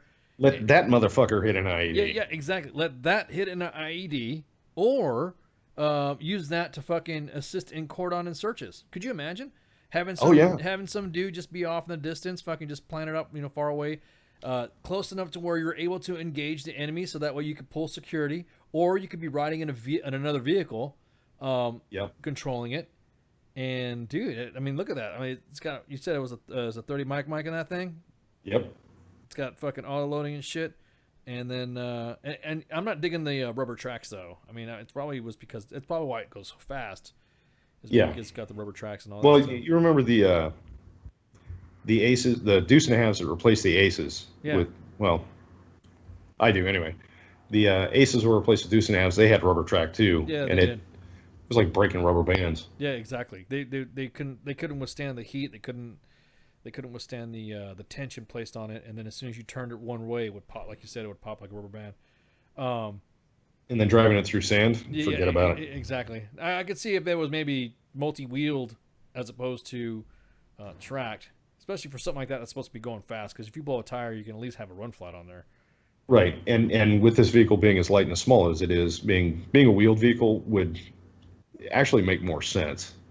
And it looks like it had a good low center of gravity too. Yeah. That's pretty fucking badass, dude. So who were you? Who did you attend any of the? So you didn't get to go into the symposium part. You didn't get to hear all the speakers and all that. I did not know. Or did you want to go? I know some of that shit. I wanted to. I really wanted to attend the Master Gunner Symposium. And had I been there a little earlier and gotten an agenda a little earlier, I probably would have been able to make that one. Because that's where they actually announced the Master Gunner badge. That's so badass, dude. That's So pretty good. I probably could have got that to us, to the nation, a couple days earlier, had I been a little better on my game. Yeah, you're good, brother. I mean, this was a real quick opportunity to go and do. That's the way we work, man. Fucking find out what these missions are at and go hit it. That's badass. There was a couple other things that I saw that were pretty cool that I didn't get pictures of, or couldn't. There is BAE is also working on software to allow BFT, FBCB2, and was it Force 21? Yeah, it was. Systems Yeah. to talk to each other. Oh, so how is that gonna? Okay. Yeah. Yeah. The way he was explaining it, Fort Hood's got BFT, Fort Riley's got FBCB2. Yeah. And we don't want to buy all these new systems for this division and this division. So they've come up with software that allows the two systems to communicate What makes me mad is that why hasn't the Army settled on just one common fucking system? Yeah. To just use it and have it integral, because I know when the Singars first came out, that was back when we had dickheads for commanders and shit, but they forced Singars on everybody. And so Correct. Aircraft, fucking armored vehicles, tanks, artillery, Joe beating the feet all the way up to fucking the guys in the garrison. They had Singars. All that Singar shit was distributed throughout the Army, and it didn't fucking matter what vehicle, what plan. Everyone spoke on that same common system. I still don't fucking get why the Army likes to do this extra wazoo shit, and then we don't know why we can't modernize. But anywho, so with that, you also picked up some one more swag. thing. Oh, I'm sorry. Go ahead. Real quick. Go ahead. For all our 88 Mike brothers out there that are driving these, they're not 88 Mikes, but tank and heavy track vehicle mechanics that are driving the 88s. If you're tired of changing torsion bars and breaking torsion bars, BAE has a solution for you as well. The hydropneumatic suspension unit. What they're going to do, what they want to do, and what they're pitching to the Army is they're going to take the 6 torsion bars on either side of the 88 hull, which is based off the M60 hull, and they're going to replace them with 7 hydropneumatic suspension units, because the original 88A1, the 6 torsion bar suspension system worked just fine. But when we started adding weight and skirts and everything else to keep up with the weight for the M1A2s, and we came up with the 88A2 Hercules, the torsion bar suspension can't keep up with it, and it can't support that weight, so you're breaking torsion bars constantly. So they've come up with a solution, add another suspension point, so it's going to have 7 hydropneumatic suspension units on there. So if you're tired of breaking torsion bars on the 88, those days are numbered. I'm looking at some other shit. It's fucking crazy, dude. All right, swag. So, like we said before, since the WTF Nation was able to attend the Maneuver Conference, the Maneuver Warfighting Conference at the Maneuver Center of Excellence. We at WTFNationRadio.com, another portion of a Center of Excellence that's Functional Veteran, we want to extend some swag to the audience, right?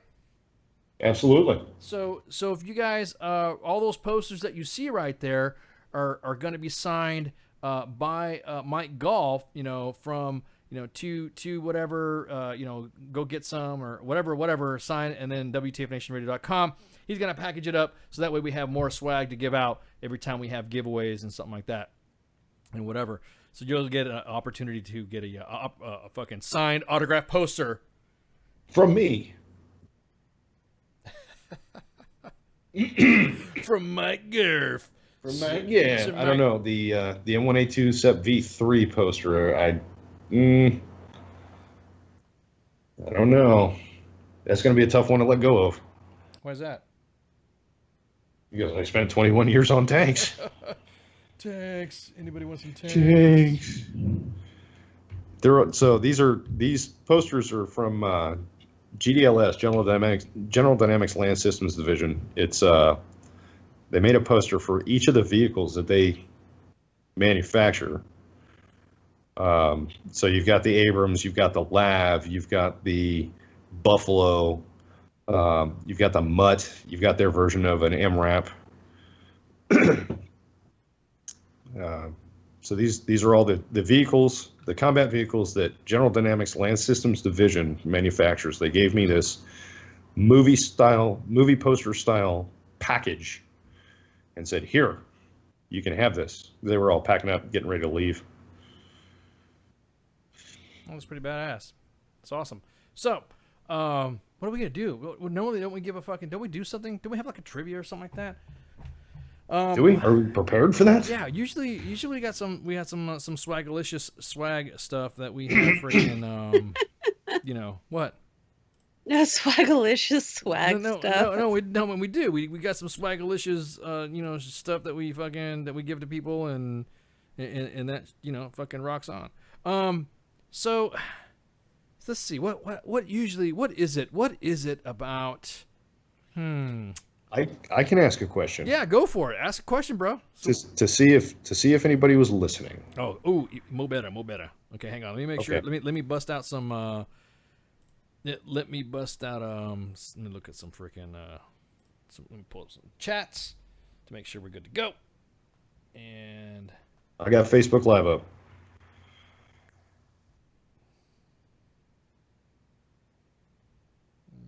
Okay, Facebook is up. Let me see. Make sure I got my chats up.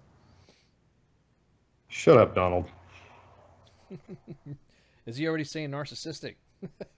No. Heath comes in there and says narcissistic. We're just talking about shithole countries. No. Oh no. What? Anyways, yeah, trivia. Okay, go for it, man. All right. Earlier, we had talked about the holdover prism, right? Oh yeah. We talked about the 300 minute of angle prism correction. Ooh. For a 2.7 mile kill. In feet, what was the holdover? I don't think anybody's going to get that. I think I mentioned it twice. You did. Without the prism on the rifle, how many feet would he have had to held over to hit the target at 2.7 miles? And the chat goes silent. No, Branko. That's maximum effective range of a tank. It's 1,000 meters. That's what Branko's probably saying. What kind of fucking crap is this? I'm not a tanker. I got it. Do you see Heath, wife number 4? Wife number. God.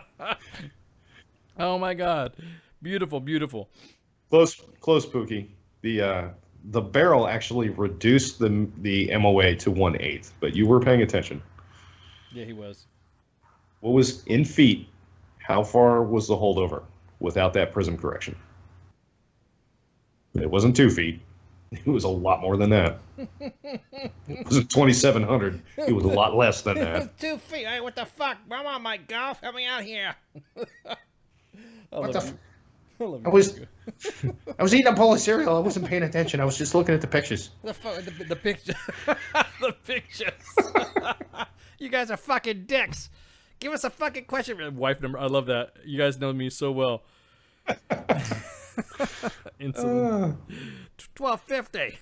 Well, Tyler gets it. Tyler got it. Tyler got it. All right, Tyler. All right. Well, there you go, man. PM the page at WTF Nation Radio. Holy shit! I just realized how many posters. How many posters are there? There are 12. 12 posters. So, oh wow, damn.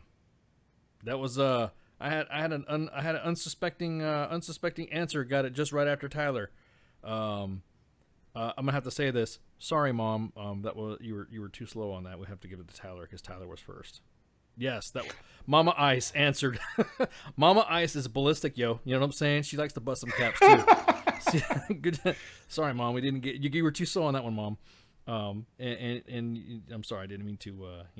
Exactly. she's like, oops. Yeah. So. In my family, we are tactical, so we all know ballistic ranges and all that. So, okay, so Tyler, check it out. PM the radio the radio Facebook page at WTFNR, facebook.com WTFNR/WTFNR, and that would give you your address up so that way to Mom. And then once Mike Golf has signed all of them to say, hey, look, from WTFNationRadio.com, wish you could have been here type shit for the maneuver conference. Then that's when we have. God, dude, that's awesome. So that's fucking awesome. See, there we go. Bastard. I love it.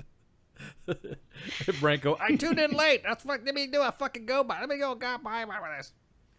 I want my fucking take poster. This is bullshit. Tyler, what's your MOS? Or if you're out, what was your MOS? That's okay. I'll wait. Yeah, what's okay? We got time, man. Tyler, what's your MOS?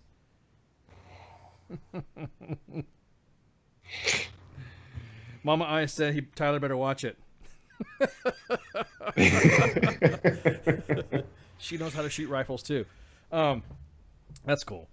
Yes, Kayla, I'll sign them real pretty. Yes, we'll sign. Yes, yeah. Somebody said that you have like ugly ass writing, like you have bad writing. I don't actually. I've been accused of having a girl's handwriting before. Really? Yes. Oh, I have like my handwriting's like fucking Michael J. Fox holding a fucking a fucking fountain pen, bro. I just can't. It's fucking shaky, spotty, fucking all over the place. So, hey, my God, I want to fucking correct you. Fucking awesome. So, anyways, we're gonna take a break. It's the top of the hour, so we can shoot the shit, and we got some more stuff to go to, and everyone's saying he lies. Oh man. Okay, guys. So we're gonna go ahead and take a break right quick. Maneuver shots, and then we'll be right back. So shots. Warfighter shots. Warfighter shots.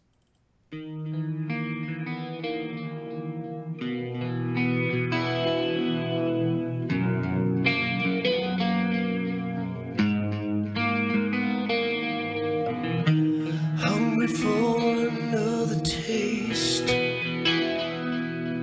You stumble around the time you waste, and your table's overturned. Sooner or later, you crash, then you burn. I think I wanna die tomorrow. And are you gonna be with me? I think I wanna die tomorrow, 'cause I'm out of time and I'm out of my mind. The simple ways come and go. Still I love the way you turn me on. But I just can't find the words, 'cause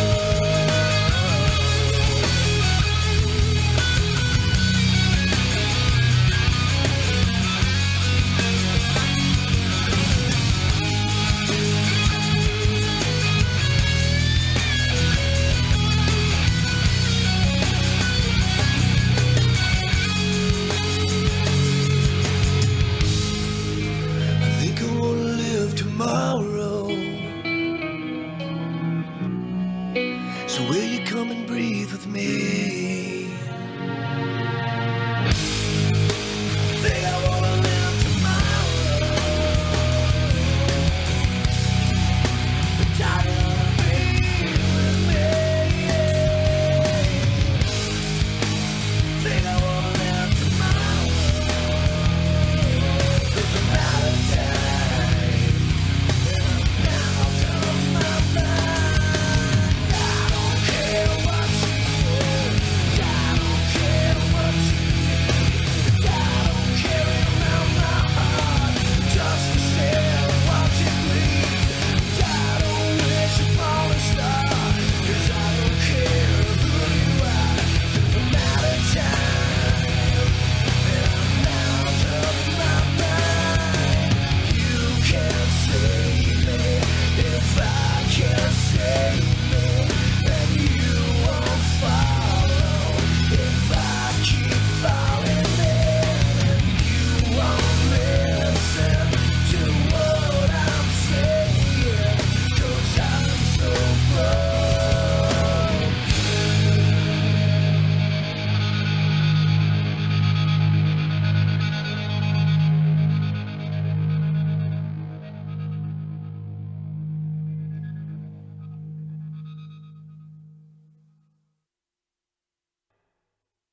I am here determined to stop this future atrocity.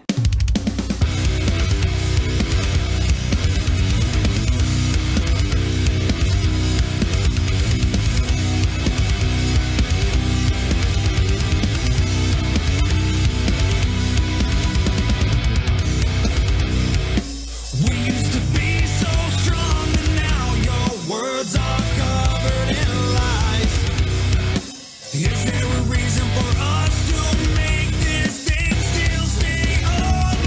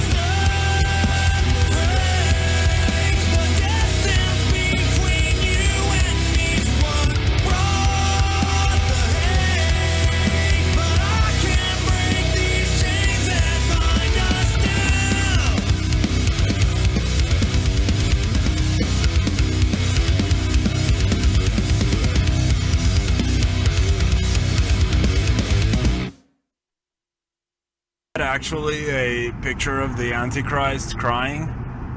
I like it. It's tasty.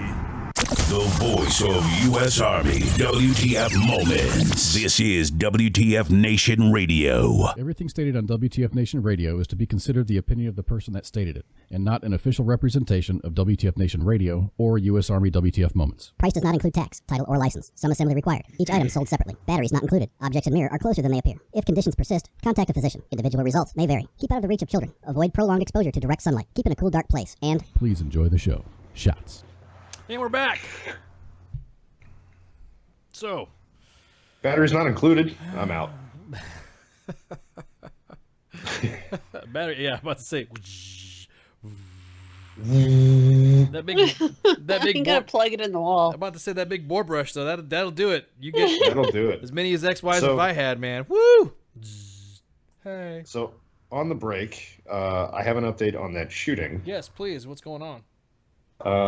So it occurred in the parking lot of Dollar General. Didn't involve any of the employees. Apparently, it was a road rage incident that started in Columbus, Georgia.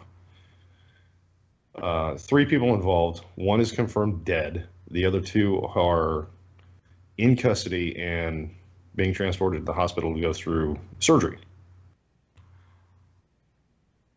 Dang. That's it. It was a road rage incident that just happened to end in the parking lot of a business that I used to work at. Holy shit. Tyler's a 13 Bravo. Gun buddy. buddy. Lanyard lizard. Yep.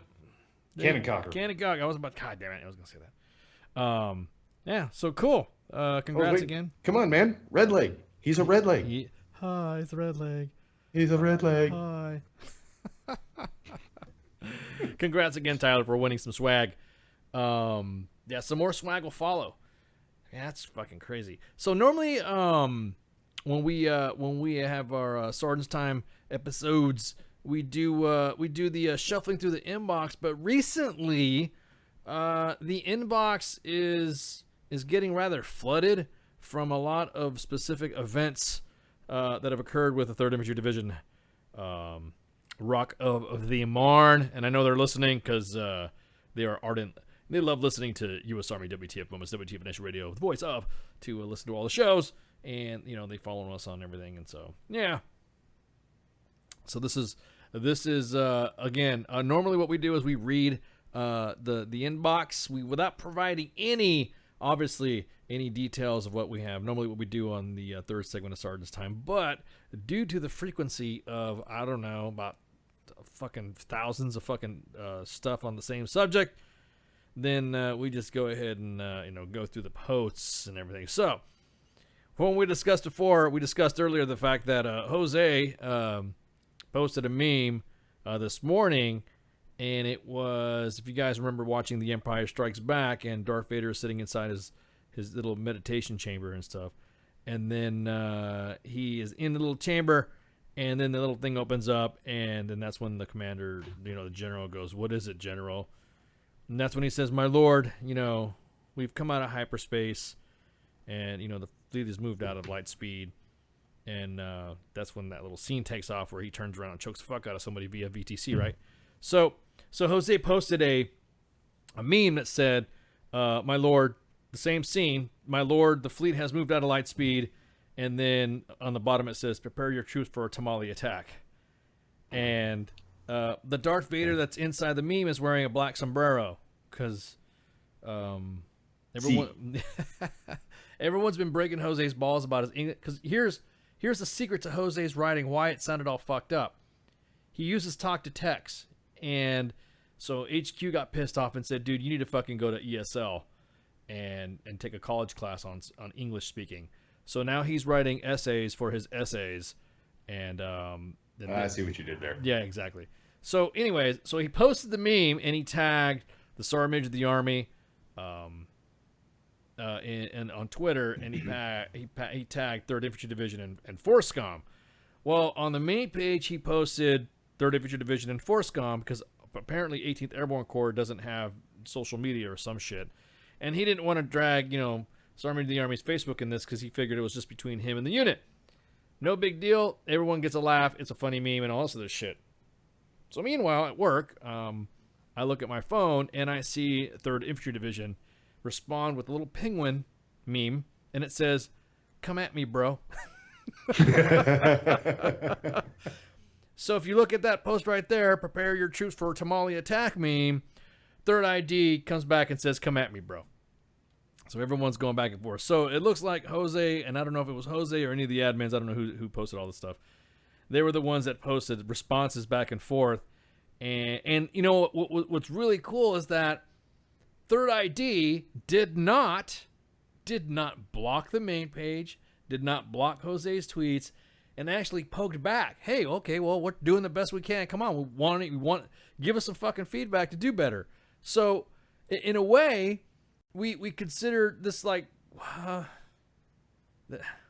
they're taking their licks. You know what I mean? It's funny when people break balls and you know, and then somebody gets butt hurt. Then that's what makes Jose ratchet up the fucking. But they're not. They're not butt hurt. They're like, okay, well, this is what we're doing, and I'm like, oh my god, this is. How could you be mean? So this could be seen as positive interaction with a major command. Major positive interaction. As a matter of fact, it almost looks like, and then I think Jose posted something inside there too, saying that, hey, believe it or not, they're actually interacting. Check this out. The 3rd Infantry Division, and this is awesome. They're getting real-time feedback with what they think we're talking about. So they think that we're talking about something else when immediately a soldier, well, it might be this or it might be that, and 3rd ID immediately is engaged. I have never seen such unit engagement. I've never seen it before like this before. Usually, Army wide. Yeah, 1st Cavalry Division, 82nd Airborne.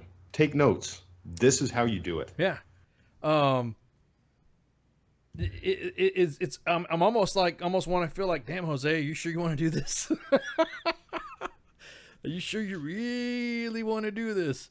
And we talked about this earlier today. I just want to put this out here because this is a conversation that I've had the last couple of days walking around the Maneuver Warfighter Convention. I am not Jose. I don't know who Jose is. Yes. Tell us about that story. What happened? Tell us what happened. Yeah. So as soon as I tell people, yes, I work for U.S. Army WTF Moments. I am a co-host on WTF Nation Radio on Thursdays with ICE. Are you Jose? No, I'm not fucking Jose. I bet you that felt good to be able to say that in public. Who's Jose? I don't know who Jose is. I honestly don't. That is for echelons in the higher echelons within WTF Nation, and I'm not privy to that information. Even if I did know who Jose was, I wouldn't tell you. Stop asking. Yeah, exactly. This is. Well, my point being though is that they are actually interacting with the guys. So there's soldiers that are on here right now saying it's about, and of course, you know, Jose will get the ass if I reveal any of the what details, because he reveals his own stuff. So, but they are interacting on some stuff, and you could see it happening more and more happen. This is awesome.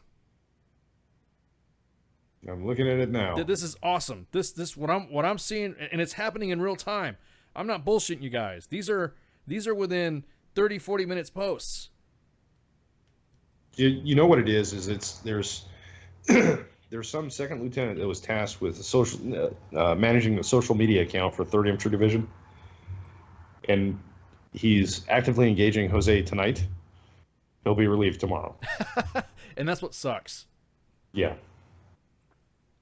They're even, I mean, for 3rd ID, I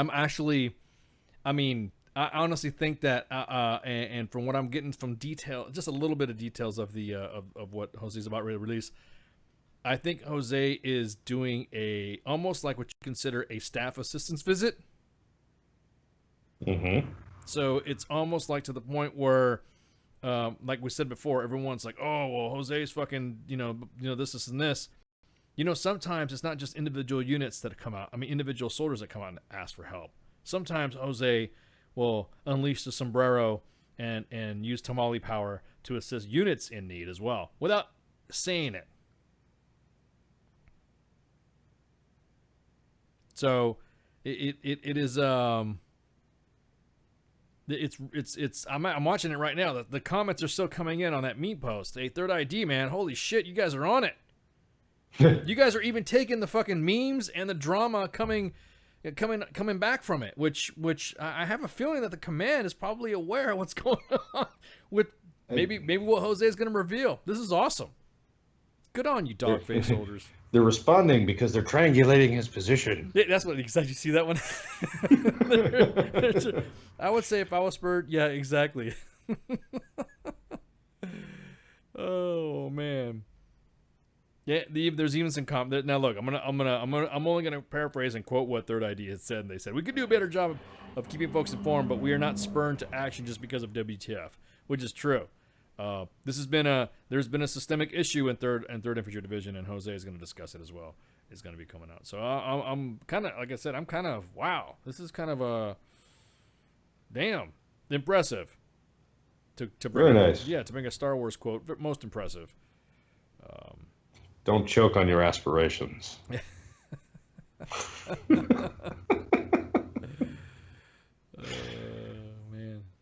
it's crazy. I'm just reading the comments, and the comments are unreal. So these are all happening in real time currently right now for the last few minutes. There's posts in here and being engaged. The command is actually in. This is awesome. Hey, I tell you what, whoever's in charge of the social media, who's ever running the Twitter and who's ever running Facebook for 3rd Infantry Division, I suggest you hire that person or you give them a raise. Yep. Or put that person in charge of your messaging efforts, because that individual is taking their licks, and that individual is actually fielding down to the specifics. There, I'm reading the comments coming across right now. Everyone's, if you guys have not seen it yet, they're reading this to the T. Yeah. This is. I'm looking at it now too. This is amazing. I've never seen this before. I've never seen it since I've been employed with. Oh wait, let me change the fucking. I'm gonna change the graphic. I'm sorry about that, guys. You guys are like, well, we're still looking at the graphic.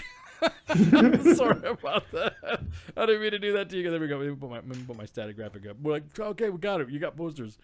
And the history in the history that I've worked with, that I've been involved with the company, I've never seen anybody. I've never seen any unit interaction with that. Usually, they are. They're usually fucking shit. They're usually like blocked. Like if you try to go on the 82nd or something like that, or you try to tag them on their fucking Facebook account, then you'll get done. You'll freaking you'll just won't even be able to access their page. You won't be able to tag them in, I guess you would say. Let me speak in Facebook. But you're looking at the other guys, you're looking at the other groups here, and you're looking at the other units. Third ID's all over it, dude. I mean, I just one meme thrown the fuck out, and there's already comments. I can't even.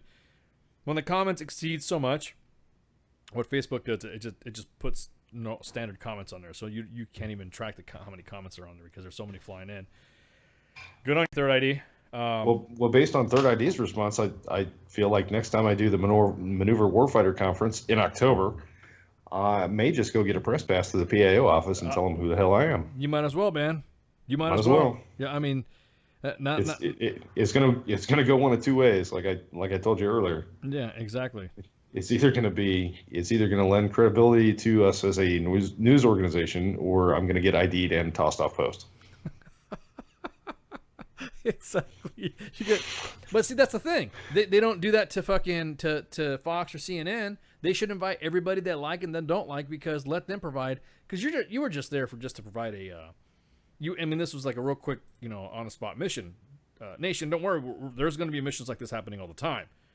Oh yeah. And so, the way I see it, I think this is awesome. That this is actually technically our second press review, because we had Flash cover the hashtag #MeToo military demonstration at the Pentagon, and then we had you cover the Maneuver Warfighter Conference.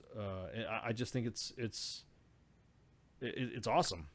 You never know. Then also upcoming is just so you're aware, is Fort Benning's 100th anniversary. Wow. 1918 to 2018. Damn. See, just God, man, you just might you got a Facebook Live some shit. So that's pretty cool.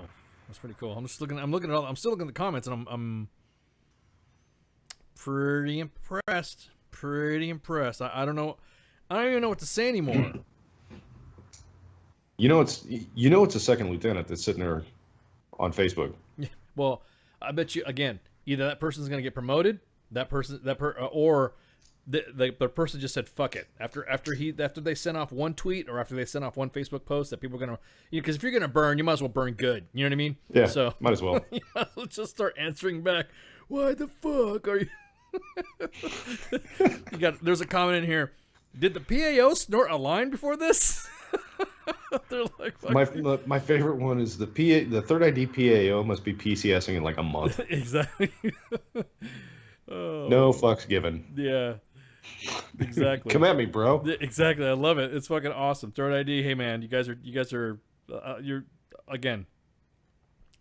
Good on you for taking them licks. And once Jose comes out with a story, then you'll probably, like I said, probably consider it the Tamales staff assistant visit. That's fucking crazy. I'm watching it right now, just happening, and like more comments are popping out, and I'm like, holy crap! It's like 10:30 at night. What are they still doing on Facebook? Exactly.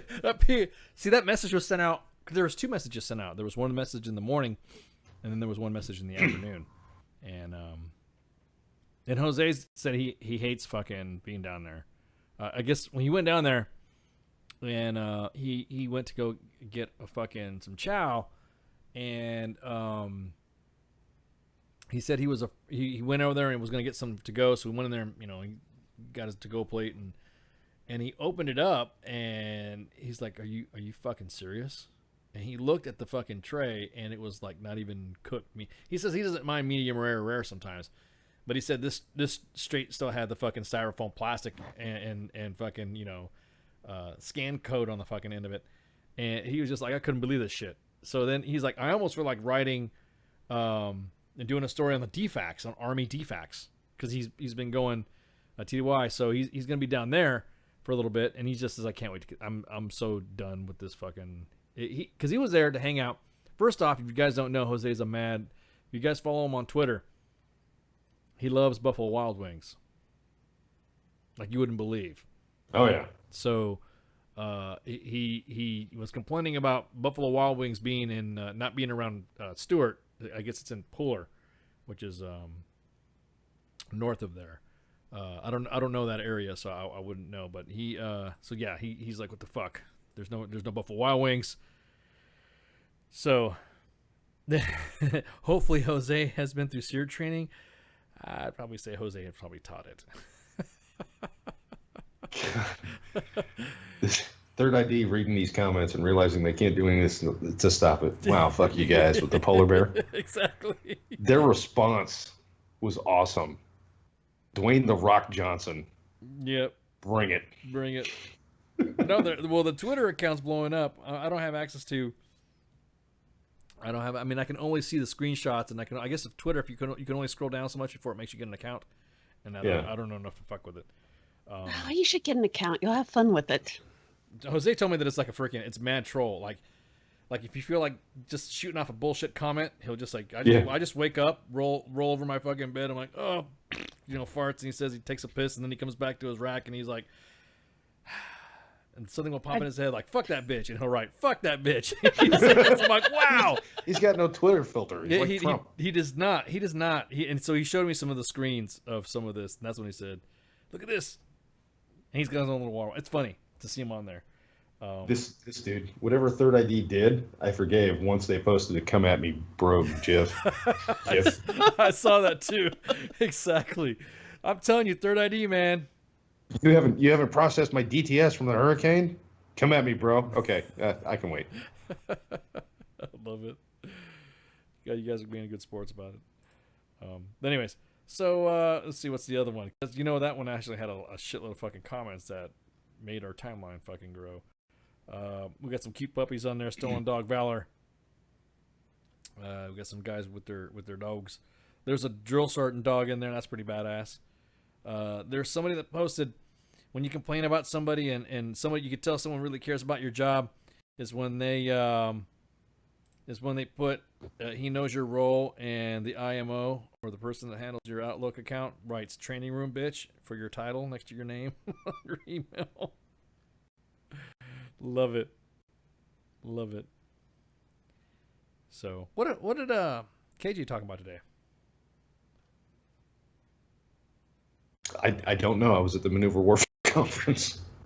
What did I was busy doing stuff. You were doing your medical stuff, right? Yes. You were getting your ass bored? Is that what it was? No, that wasn't today. I was kind of sobering up from yesterday. Well, I was just figuring, since Mike Goff is providing us militaristic devices to ensure bores are cleaned and measured. Suppository, come on. Yeah, it wasn't even that. It was a needle. Oh, well, I'm just saying. So, yeah, I was kind of off doing some shit. So, I'm really I missed JJ's show. I know he was doing live stream gaming. Oh yeah, I tell you what, guys, if you've not checked it out, if you guys are gamers and like gaming on Xbox One, PlayStation 4, Xbox TS, what's they call it? Xbox S or something? Xbox One S? Xbox One X and Xbox One S. S, yeah. And then PC, then WTF Nation has WTF Nation Gaming. And then if you checked out Wednesday, you'll see some streams on there, and you'll see KJ dicking around on it and all that. And so, Pookie dropped some gaming news in there today. Oh. Well, what? What's going on? It was a PC game that's being released. I gotta look it up, because I'm not a huge gamer. I stick to like GTA 5 and Farm Simulator 17. Did you say? Yeah, I tried gaming last night after the procedure. That didn't really end up very well, so the boy took over for me. Did you say you're the only person I know of that can get a DUI in GTA 5? Yeah. Did you say Farm Simulator? Did you say Farm Simulator? Farming Simulator 2017. Yes. So could you pick migrant workers or something like that? Could you put workers to I do. Ask Donald Brewer. He's one of them. Is Jose one of them? I was about to say. You come over here and get your fields picked. Again, I don't know who Jose is. If I did, I wouldn't tell you. Exactly. If I hired him as a farmhand, I wouldn't tell you. So he would be too busy on Twitter. You would never get anything picked. Yeah, exactly. Yeah. So some of the things that don't mean to steal some of your thunder. No, go ahead. Some of the stuff that is being posted on WTF Nation Gaming. Pookie posted that Dark Souls Remastered has been announced for the PS4, PC, and Xbox One. He published a list of all the new 2018 games for the Nintendo Switch. So they've gone from 4 games to 6 now. Not a big fan of the Switch. Never heard of it. I mean, I heard of it, but I never fan. heard it, but I never played it. I should say I've heard it before, but I've never dicked around with it. Steam released 7,672 games in 2017. 7,670. I didn't know there were that many fucking video games. Were some of those like old school games or something like that are coming back, or are they all new ones, or are they just? It doesn't give a list. It's an awful lot. According to Steam Spy, the popular PC company, quite a list of games released last year with an average of 21 a day. What is Jose's Twitter handle? What is Jose's? Tamale Jihad. Hang on, what is it? What is his Twitter handle? I don't even know. I just look at screens. He sends me screens. Jose on Twitter is at WTF Tamale Jihad. Exactly what it says. Yep. So it's at WTF Tamale Tamale, Tamale Jihad. Yes, exactly what he said. So at WTF Tamale Jihad. That's his Twitter handler. Or just look up Jose Tamale, and then that's how you're able to look into find out who he is. He's the only one. He's got the sombrero on there. I know he was fucking around with the and trolling Sports Center, and he's still messing around with Tar Heel Nation. So he likes going back and forth. He likes arguing sports. He likes sports, all sports. He likes trolling people on. So, yeah. So that's what it is. So there's another. There's something else I wanted to talk about. That was the. Okay, for you guys that don't know, there was a policy letter that was given by a commander in 3rd Armored Brigade, 1st Armored Division, and it was Blackfoot Policy Letter number 3 that a certain company commander said that you had to go see. You had to go see the commander for anything that had to do with medical appointments and stuff like that.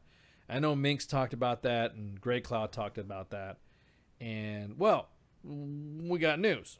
That policy letter has been rescinded.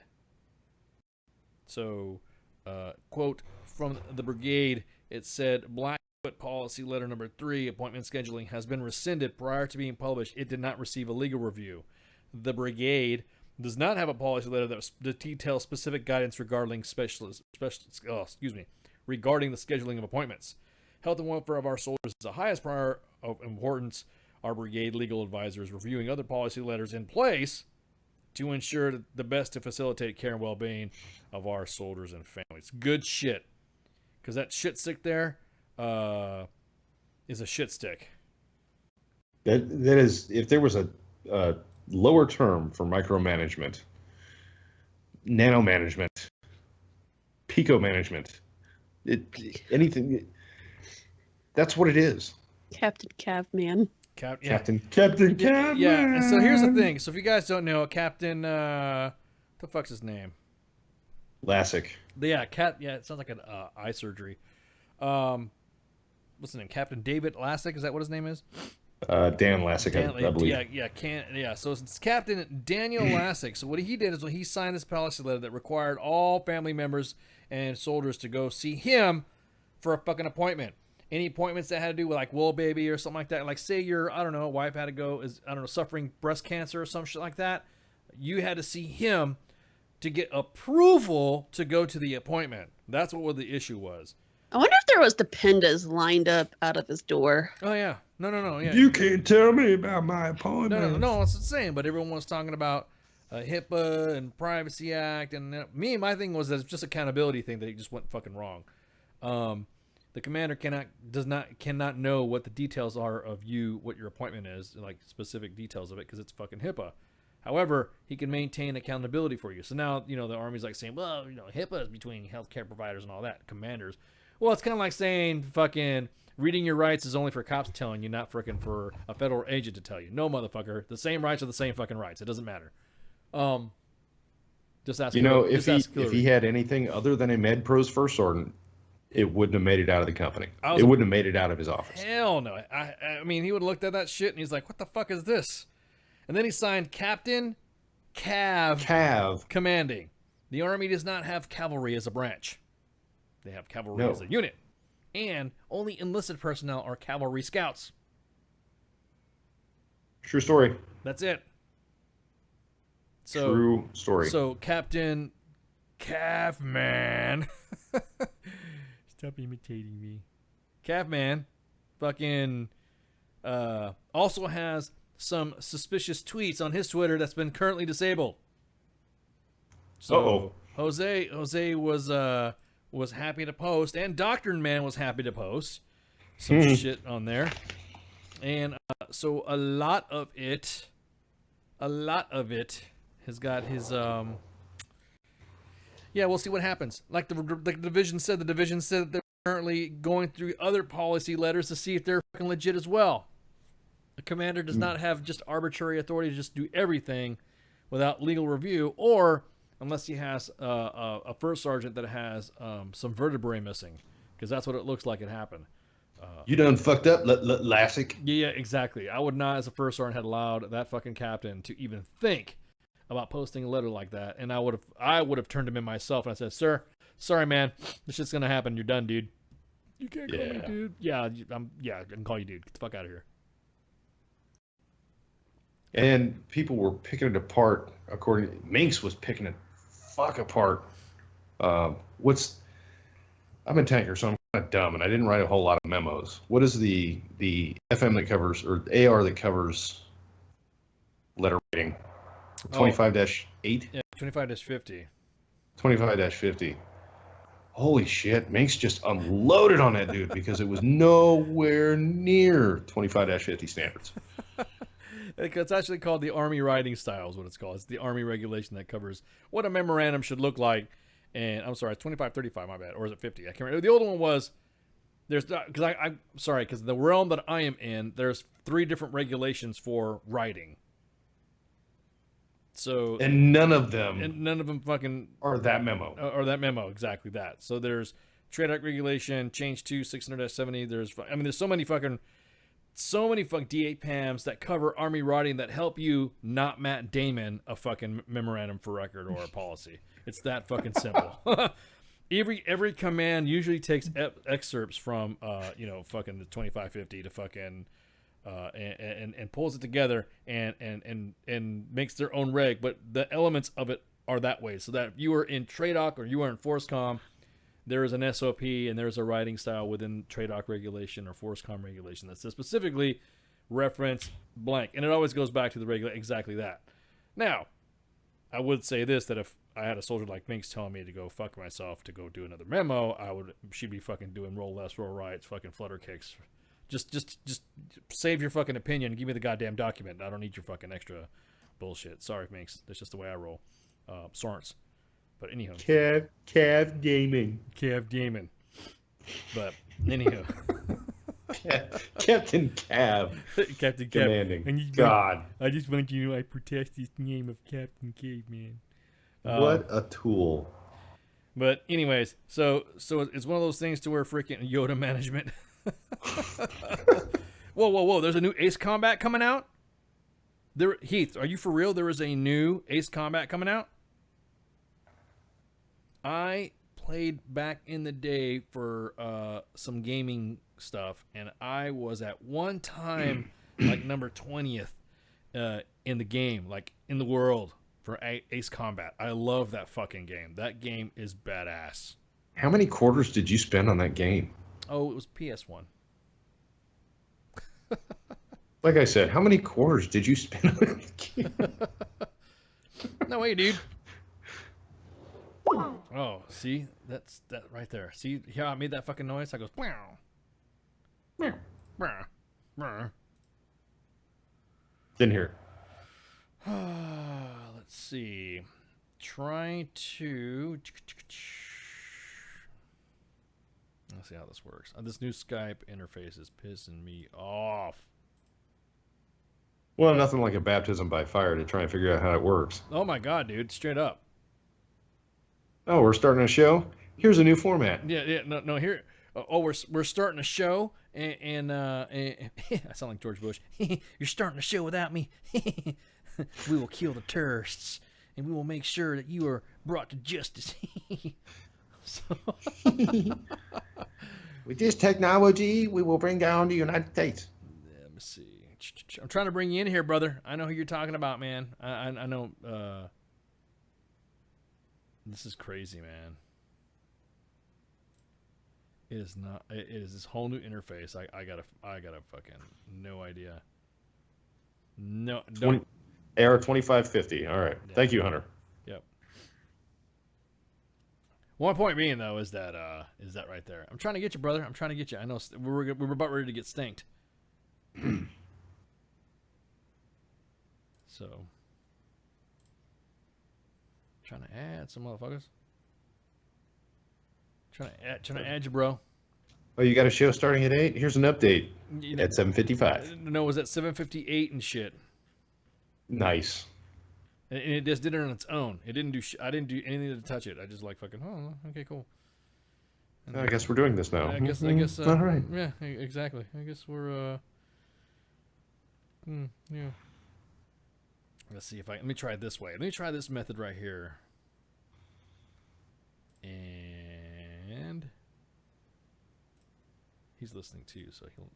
Bingo, maybe? Yes.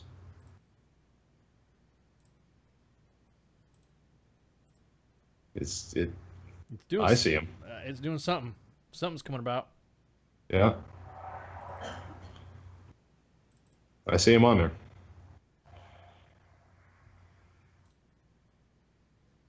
You there, Stank? We getting snanked.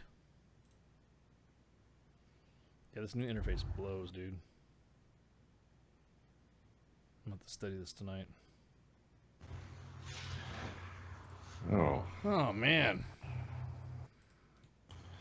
Nope, I only see you, man. I only see you two guys. So it's only. Well, while you're doing that, I got two more things. No, go for it, man. From the Go for it. Maneuver Center of Excellence. Shoot. Oral rehydration systems, or substance, excuse me. Two companies that are apparently competing with each other because going from one to the other, they were talking shit about each other. Drip Drop is one of the companies. It's basically it's almost like a powdered Gatorade in a packet. You take one packet and you mix it with 16.9 ounce standard water bottle. And these guys were telling me that it's equal to, and I don't speak medic, so help me out if you're a medic. It's equal to 1 D5 half saline. It doesn't make sense to me. Put a bag up, stick a needle in my arm. That's a bag. Sure. That's like a bag or something like that, I guess. I'm not medically either. So. Repeat that again. 5 to what? So one packet of this Drip Drop ORS, the oral rehydration system, per a standard 16.9 ounce bottle of water, is equal to 1 D5 half saline. Oh, gotcha.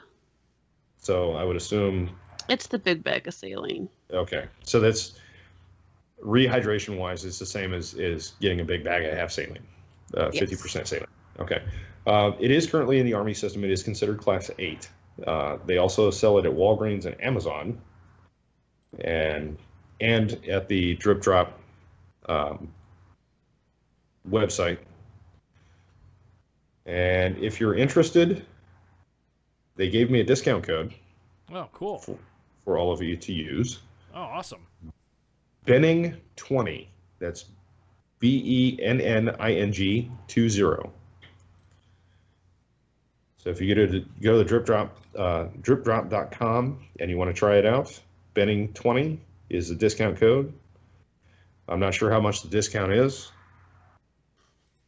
$2. $2. Just kidding. On a $50 packet of rehydration. Damn, drinking's gonna get expensive quick. Yeah, no exactly. shit. I was about That to better say, make- wait a minute. That better make my piss neon green like Mountain Dew. It better glow like Predator or some shit like that. No shit. So the other company is Cerasport. The major difference between Drip Drop and Cerasport is Cerasport's their ORS and sweat replacement powders are rice-based and sweetened with stevia. Oh, I should, give that to my husband. How does that work? The rice is the carbohydrates. I just got that. Which is the delivery system. I just got for that. the sugar. I'm sorry, I just got that because your husband's Asian. Asian, yeah. Be like, here, honey. Here, honey. Oh, thanks. I was too lazy to put rice in the rice cooker. Just have this. Oh, appreciate it. Thank you very much. Here's some soy sauce to go along with Oh, it. it's fucked up. Fucking damn. Jesus. So Cerasport, there's Cerasport, which is a sweat replacement, and Ceralite, which is the oral rehydration system. So that covers the medical side of the Maneuver Center of Excellence Maneuver Warfighter Conference. That's fucking crazy. Now, did they have any? That's a good question. Did they have any like medic stands or anything that was sitting there, like where guys were showing their wares aside from that, like new tourniquets and all that crap? They did. Unfortunately, when I got there today, they were. It was really horrible timing. So these guys had packed up. All these vendors had packed up all their shit and shipped it to Fort Benning for the Maneuver Warfighter Conference that was supposed to take place in September, but it was canceled because of Hurricane Irma. That's right. Yep. So it was rescheduled for this week. When I got there today, it was the last day of the show. I got there immediately after my Spanish class first thing this morning. They were supposed to be out of McGinnis Wickham Hall by 1400. I got there at like 11. And most of these guys were packing up by 1 because they had to make it the SHOT Show in Vegas. Oh, yeah, that's right. SHOT Show's coming up. Which is next week. Yeah. Oh, so man, SHOT Show, man. I missed a lot of shit because these guys were chomping at the bit trying to get out of there so that they could get all their stuff boxed up, packed up, and shipped off to Vegas for SHOT Show. Oh, my God. I didn't even think about fucking SHOT Show, man. Oh. Yeah, that dude, Tacom HQ with the rifle and the roll cage for the scope. He's all about SHOT Show, buddy. Oh, man. I would freaking... Man, we need to cover that. Who's in Vegas? I'll go to Vegas. Yeah, let's do it. So, we're going to do some house cleaning right quick, because us shooting the shit and looking at pictures and talking about tanks and guns and all that. Let's see. I guess D. Treasy said something about shitholes today that's got everybody all riled the fuck up now. Yeah, I mean, apparently Haiti's one. Haiti and Somalia are shithole countries. Well, oh, shit. No, I was about to say. Duh. She sounds hideous. Well, he's a she. I'm just like, whoa, wasn't the Clinton Foundation supposed to get Haiti out of being a shithole? They should be mad at that and not Trump. Well, my biggest thing is the fact that they fucking straight up just how many gaffes and shit like that has had in our presidencies. They fucked up. Like, they said some shit and they'll like make a comment and everyone like laughs because it's an off-color thing. See, the question is though, is that it's almost like having protected conversation with somebody. Like when you go meet someone and you're doing a business proposal, and you guys, everyone has done this. Anybody who says they haven't done it is the same type of person that lies about masturbating. You have talked to somebody before and you were with a friend or something like that, right? And then as soon as what happens when you walk away with your friend that you just finished talking to somebody who's a dick to you, what's the first thing that comes out of your mouth? What a dick. What a fucking, what an ass. I mean, God, did he really just talk to me like that? What a fucking dick. And you walk away. Well, D. Treasy did something that everybody flipped out about, or he was basically saying, I'm going to be transparent with what's going on with, you guys want to hear what I want to fucking say? Then I'm going to fucking tell you guys what's going on and what is happening in the cabinet. And because everyone complains that, he's being and the guy can't fucking win is the way I see it. He invites him in. They complain because they didn't get invited in. They complain because he got fucking 2 scoops instead of 1. That type of shit. So it's almost like you're hearing protected conversation. You're hearing that's how negotiations work. If you have listened to negotiations with big companies, governments, you get talked to the same way. You do talk the same way. Yeah. You don't sit there and say, oh, well, I'm just going to freaking, I'm just going to fucking be all nice and shit like that. There's conversations that you hear there's conversations you don't hear behind closed doors. So for the press to be there for this big DACA deal bullshit, it's normal. There's videos of liberals and Democrats saying that black people don't understand the internet. You know what I mean? There's videos of that shit out there. Why? They would never really openly say that, but because somebody's feeding them some fucking horse shit, you're hearing fucking protected conversation. Nothing is protected anymore when you talk to the press. And the way the press is nowadays, and actually the press has always been like that, not just to this president, but to the previous one and the previous one. They all get information out of context. Somalia is a shithole country. Haiti is a shithole country. It is a shithole. We're not talking about any one specific race, because if they weren't shitholes, then why the fuck are they trying to come over here? That's Or begging us for aid. Or begging us for Have aid. you ever been to Haiti or Somalia? I have, It's a fucking shithole. Yeah, I have been to such named type events, and yes, they are shitholes. Mad fucking shitholes. So much of shitholes that you can't believe that people even live like that. That you come back home and kiss the fucking ground to be so thankful that you're not from those shitholes. You ever been to Iraq? Hashtag It's a shithole. fucking shithole.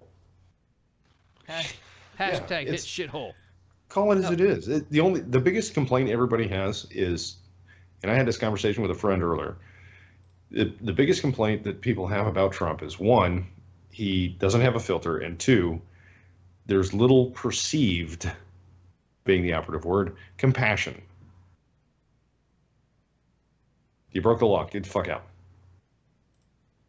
It should be not bought here to begin with, if that makes any sense. In other words, I can't respectfully fucking say that someone who did something as a kid or parent did something. It's not my fault that their parent brought their kid into it. Let's write this. Let's fix this. Elian Gonzalez. Okay, so let's fix it.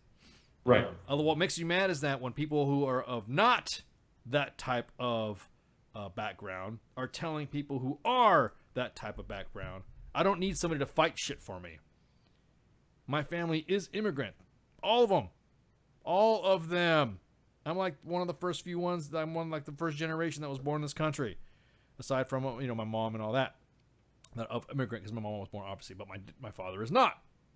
Immigrant. Immigrant. My dad said, in order for you to be successful in this country, what do you need to do? Speak English. Because the signs aren't written in fucking Spanish, German, fucking Kiswahili, Amharic, Chinese, Japanese, Tagalog. They're not fucking written them shits. Speak English. So I don't get what the issue is. If people are climbing across the fucking walls, sneaking in, and shooting at border fucking cops, yeah, I know what fucking we're running over, then we're gonna fucking, guess what? You need to speak English. It says United States, fucking dollars, United States of America, $5, $10, $20. Take it. You are coming from a shithole country. I would rather have a bad day in the United States than any good day anywhere else. Fuck it. True story. Yeah. So and being the fact that I have been to those shithole countries, I can honestly say with accuracy and determination, they are shithole countries. Real quick, the reason why the CDC and the World Health Organization know how many stages of certain diseases there are, because there are countries in Africa that have people at those stages. And I honestly thought I'd seen it all until you really think you see it all until you fucking get deployed or you see things from an outside point of view. And then you realize, holy fuck. Man, I'm fucking, holy shit. Oh man, I am so fucking glad I'm an American. Nah, I'm not rescuing nobody. You're on your own. Now, is there some level of compassion to it? Of course. Do I feel sorry for the situation of those children's? Of course. Got a few kids myself. But that's the thing, is having empathy is one thing, but being sympathetic and sacrificing the welfare of your own people, I'm just never gonna. It's like, is unacceptable. Empathy is fine. Yes, I feel for you. It's tragic, but I'm never gonna take my kid to rob a bank with me. So why would I take my kid to jump across a border with me? That too. No. I from my understanding, I'm like the worst person to take to rob a bank with. You are actually. You suck. Because every time we play fucking GTA, and I'm like, okay, you can do this. What am I looking at? You're not looking at. Why are you looking at the fucking sky? Fucking. She's getting run over by cars. God, She's dude, bringing so the cops fucking with her. Dude, it's so frustrating playing fucking GTA with you. Or God. I get the She took an DUI in RPG to the GTA. face the other day. It was great. Oh my God. Oh, I did. Yeah, I think I was the one that fired the missile. I don't remember that. All I saw was a bright flash and a white light. Oh, I don't know. And the words wasted on the screen. Yep. Ice, what are you doing? What are you fucking doing? Why are you looking at the sky? There's nothing fucking there. I was just making sure that it was clear. And what? Fucking red. But you guys love me. Red Leg's like, you okay, Ice? I'm like, whoa. What the fuck are you doing? What the fuck are you doing? Why the fuck are you just acting? Did you just fucking do that? So yeah, everyone's talking about this all the shit, and they all come from shithole countries. Matter of fact, we even say that in our veteran vernacular. We even say, "I deployed to this shithole country." Kuwait. So don't get all fucking butthurt when you fucking say shithole country and shit. So Korea. don't get the ass about it. Shithole country, shithole country. Everyone's talking about it is a string of racial provocations. Fort Stewart. Whatever. Yeah, exactly. That's a shithole post. It's a shithole country. So why is it okay Fort Polk. So why is it okay to talk about Fort Polk and fucking Fort Stewart? That's a shithole post. Yeah. The shithole post. Bullshit. Shithole post. Anyways, so I'm gonna do some house cleaning. You got me all riled the fuck up. You have some awesome guests coming up. Yeah, I do have some awesome guests. I just want to make sure we got the right cut sheet. So, anyways. You do. Okay. I went over. I made sure. It's just right now with everything being booked, everything is so, I wouldn't say hectic, but Yeah, we'll be all right. We'll be good. Yeah. Yeah, it's okay. It's like when you drop a bomb on a target, you don't have to get it dead center on the target. Just make sure there's enough people on fire, and you'll be good to go. Okay, that sounds great. Yeah, exactly. I mean, don't make it a fucking habit. You know what I mean? Because bombs are expensive. Mhm. So tomorrow, There's a vendor for that. Yeah, exactly. So, so tomorrow we have Major Crispin Burke, introducing Lay's Crispy Burks. He's been serving on active duty, which I'm totally shocked. I don't know how he did this, but he is able to pull coming on to WTF Nation Radio, U.S. Army WTF moments. And he is an Army aviator qualified in the Black Hawk. That's what I'm talking about. And the Lu-72, which is the Lakota. And his assignments currently right now are the 82nd Airborne Division. He's been deployed to Hurricane Trina, JTF Bravo in Honduras, Tent Mountain during the invasion, and JMRC in Germany, which is Germany's version of JRTC. He administers the blog Wings Over Iraq and is featured in the New York Times. Yes, New York Times, Small Wars Journal, Foreign Policy, World Politics Review. So we're getting hoity-toity up in this fucking shit. WTF Nation Radio is moving up. We even got CNN fucking talking about us. All smug and shit. But we're looking forward to Major Crispy to come on here. Sorry, Crispy, that's your new nickname. And once you get that nickname, I'm pretty sure you've been called that plenty of times. You can't shake it. So, and then on Saturday, Louis Fernandez from Conus Battle Drills. If you guys don't know what Conus Battle Drills does, you need to fucking pay attention to the Saturday Night Savagery this weekend. This basically is that it's Conus Battle Drills that fucking taking a unique way to job placement. Because let's put it this way, we all know fucking ACAP or Soldier for Life or whatever they want to fucking call it this week sucks ass. All they do is sit there in front of slides. There's nothing there to help you get jobs to wherever, because just because you think, Army, that specific veteran is going to be making this much or that much, then that's what you think. In other words, that's the last thing that the Army should be telling you when you're getting out is what job you should get. They should be helping you aspire to go do better things like college, some vocab, some voc rehab, anything to get you a better job from what you want to fucking do instead of the Army telling you to do that.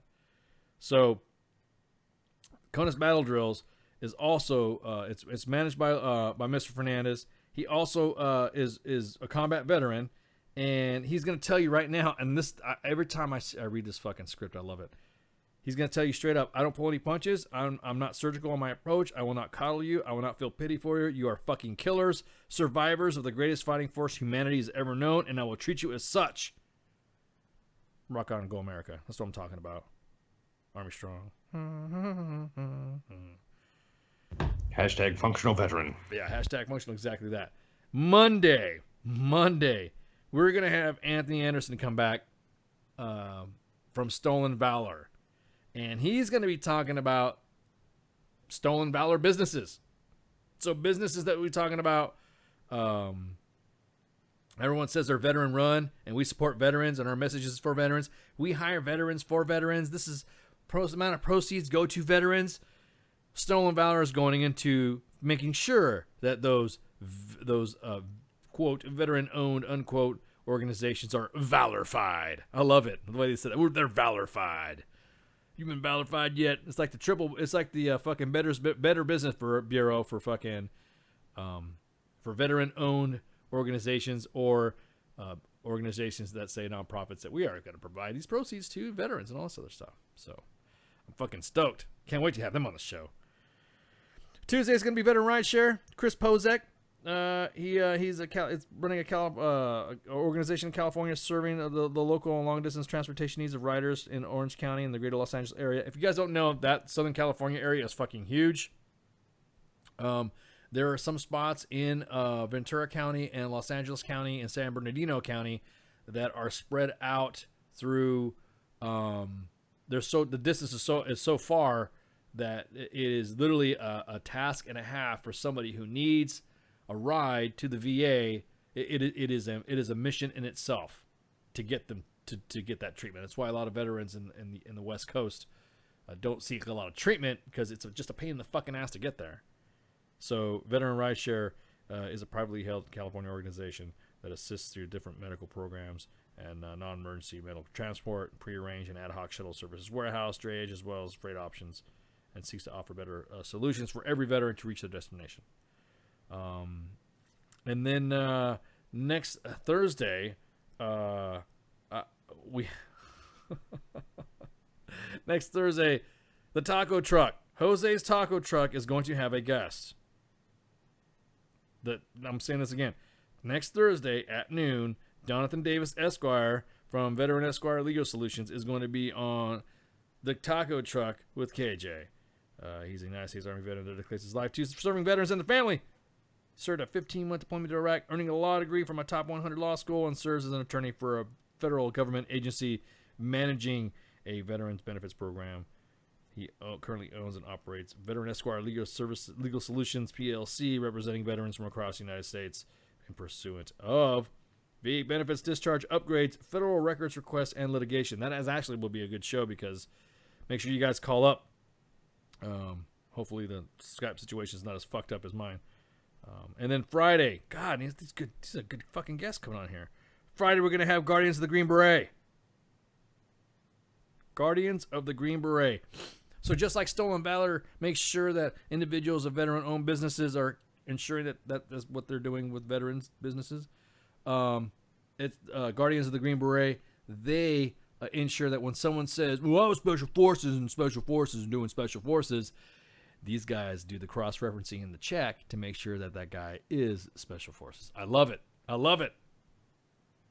Just because you are assigned to a group doesn't mean you are a Green Beret. Contrary to popular belief. So that's going to be a good show. It's going to be on Friday Night Freedom. And then, god damn, John Peck is coming back. John Peck, you guys remember him? Well, of course. Yeah, he's the guy that had a double amputee arm transplant. Yes. So he's going to let us know what's going on, what happened. And he got to meet President Trump. He got to meet, oh my God, he got to meet the Treasy. Yes, he did. Because he got blowed up in a shithole country. There'll be no laugh. That's wrong to laugh at. That's what I'm saying. What? It's not nothing wrong to laugh at, right? I mean, it's a shithole country.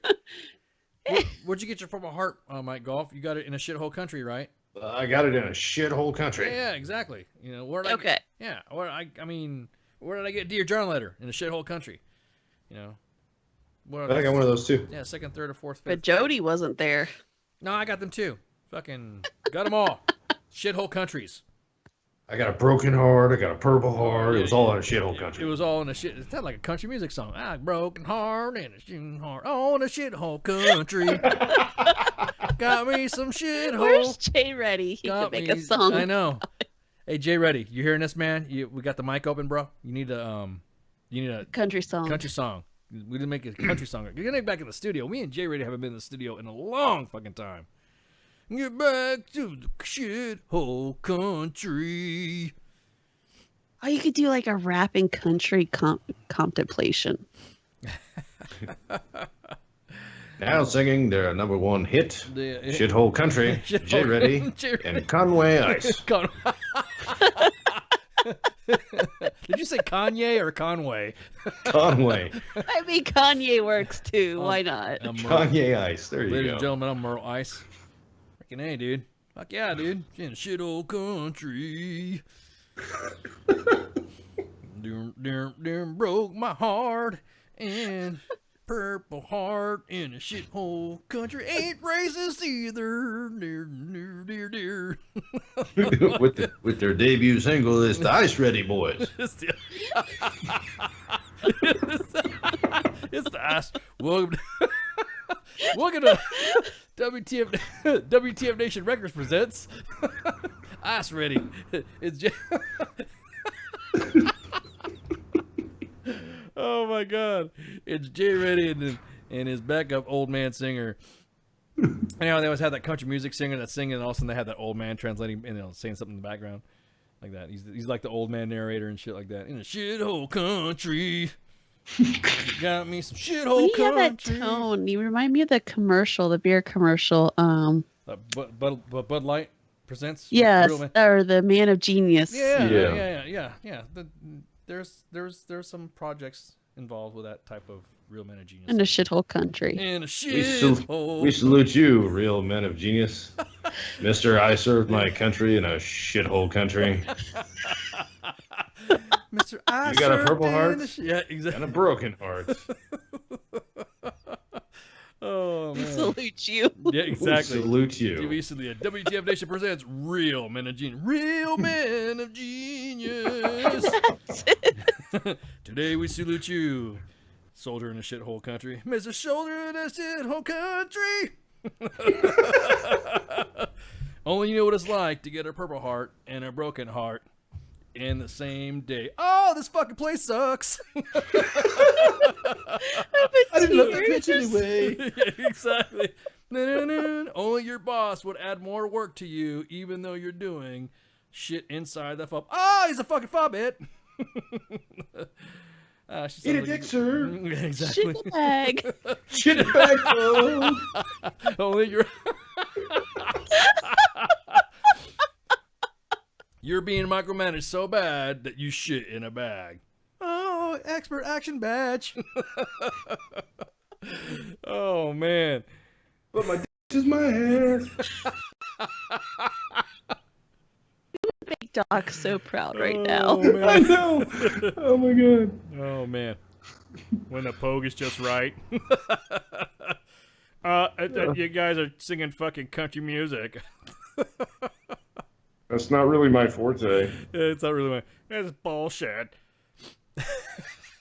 In the shithole country, down in the shithole motherfucking country. You guys got me on a roll. Sorry. Ice sounds like weaponized autism when he's singing. Oh man, you should hear me No, when fucking karaoke. Oh, you don't karaoke? I love fucking karaoke, man. Fucking. Just because you can doesn't mean you should. No, exactly. Just I'm saying. like the fucking fat chick that thinks she could sing and shit, and she fucks it all up. You know what I mean? So. Oh man, this is making me all giggly drinking this cerveza. Cerveza. But anywho, so thanks guys. I know we went a little bit over, but we're just having fun and shit. We train a standard not to time here in Sarn's time. That's right. So we know you got a show every fucking night except for Wednesday, and then 20 to 2300, and then we have the Tuesday and Thursday taco truck shows, and then we have our partners Jim Cannon at the Veterans Report, and then we have Warhorse for Veterans. All make a great team to ensure that we are providing you the most up-to-date current veteran information and active duty entertainment for veterans by veterans. And we are definitely not in a shithole country. So, straight up, I appreciate everyone today for coming on and listening up and laughing along and shit like that. Thank you, Mike Gall, for attending your first reporting assignment. That was pretty cool. My pleasure. That's good shit, man. I like that. I like the pics and everything. So, I mean, so I guess maybe next time we could kind of do it right and just have Flash apply for press credentials and get you in, and that way you can sit there and ask questions and that. Oh, I would love to see some like video of that. All right, this is my golf from WTFNationRadio.com. So what do you feel about, man, I was like, oh, like shit like that. And I've got Major General so-and-so, the commander of the Maneuver Center of Excellence here. Yeah, exactly. They didn't know who the fuck you were, so he just gave me this fucked up look. Fuck, these guys are here. Oh, God. That's probably Jose. Where's Third ID? They can handle this shit. Exactly. So, anyways, guys, thanks for coming on. Am I missing anything? I think I got everything. Got the schedule down. Got people coming up. I got partners down and all this other shit. So for a lot of people right now, currently it's a 4-day weekend. So tomorrow, I know everyone's off tomorrow in some installations. I know I've been told because everyone's been inviting me to go play Xbox. So more than likely gonna play some Xbox. Not tonight, maybe tonight if you see me on the Xbox. But anywho, with that, you guys don't have anything for me? Nope. All right. Nope. Totally appreciate you guys coming on here. So y'all have a good night. I shot my whole load for the second hour. Fucker. Oh man. Shots. Shots. All right, y'all have a good night. Shots. Shots. Is that actually a picture of the Antichrist crying? I like it. It's tasty. The voice of U.S. Army, WTF Moments. This is WTF Nation Radio. Everything stated on WTF Nation Radio is to be considered the opinion of the person that stated it, and not an official representation of WTF Nation Radio or U.S. Army WTF Moments. Price does not include tax, title, or license. Some assembly required. Each item sold separately. Batteries not included. Objects in mirror are closer than they appear. If conditions persist, contact a physician. Individual results may vary. Keep out of the reach of children. Avoid prolonged exposure to direct sunlight. Keep in a cool, dark place. And please enjoy the show. Shots.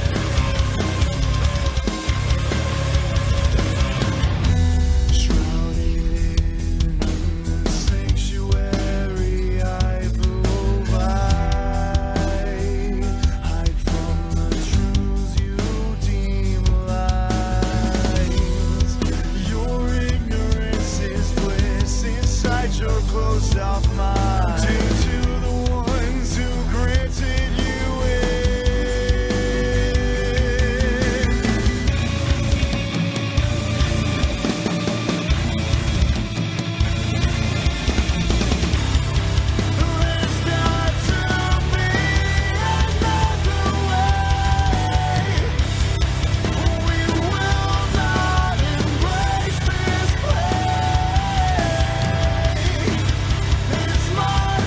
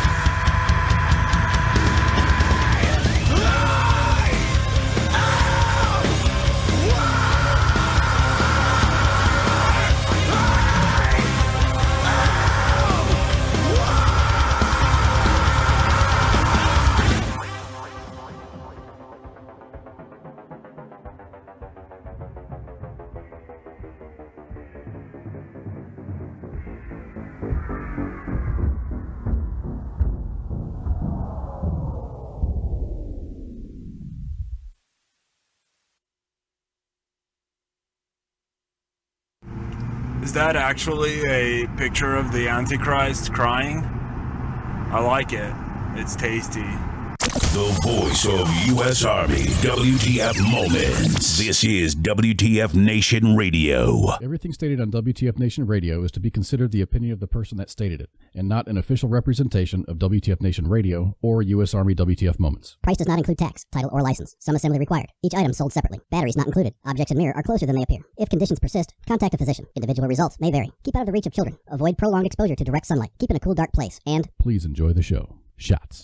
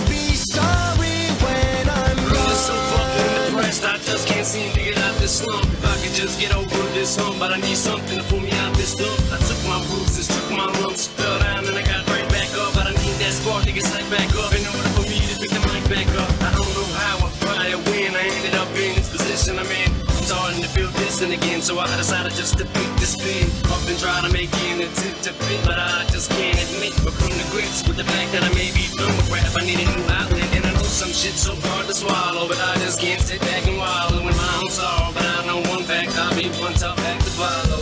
One tough act to follow. I'll be one tough act to follow. Here today, gone tomorrow, but you'd have to walk 1,000 miles. I never thought I'd die alone. Another 6 months I'll be unknown. Give all my things to all my friends. You'll never step foot in my room again. You'll close it off, board it up. Remember the time that I spilled the cup of apple juice in the hall. Please tell Mom this is not her fault. I lose my sense of humor. Everything's so tense and gloom. I almost feel like I gotta check the temperature of the room just as soon as I walk in. It's like all eyes on me, so I try to avoid any eye contact. Cause if I do that, then it opens the door for conversation like I want that. I'm not looking for extra attention. I just wanna be just like you. Blend in with the rest of the room. Maybe just point me to the closest restroom. I don't need no fucking man serving trying to hold me around and pick my ass. Laugh at every single joke I crack, and half of them ain't even funny like that. Marshall, you're so funny, man. You should be a comedian, goddamn. Unfortunately, I am. I just hide behind the tears of a clown. So why don't you all sit down? Listen to the tale I'm about to tell. Yeah, we don't gotta trade our shoes. We don't gotta walk 1,000 miles.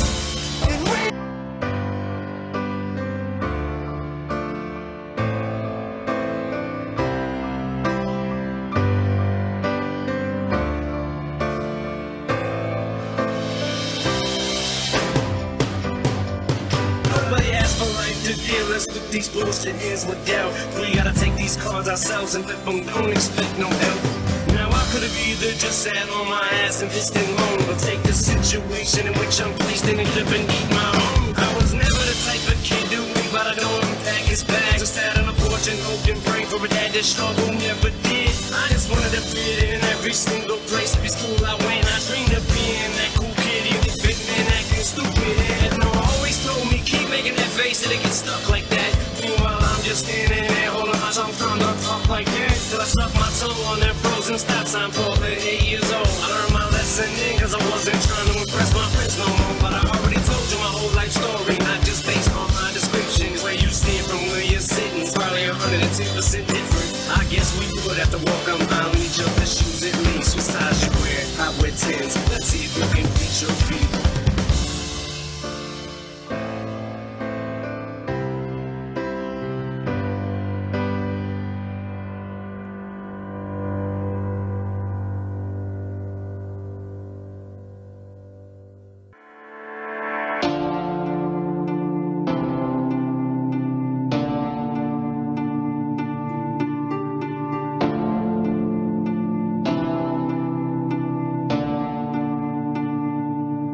said you'd never ever break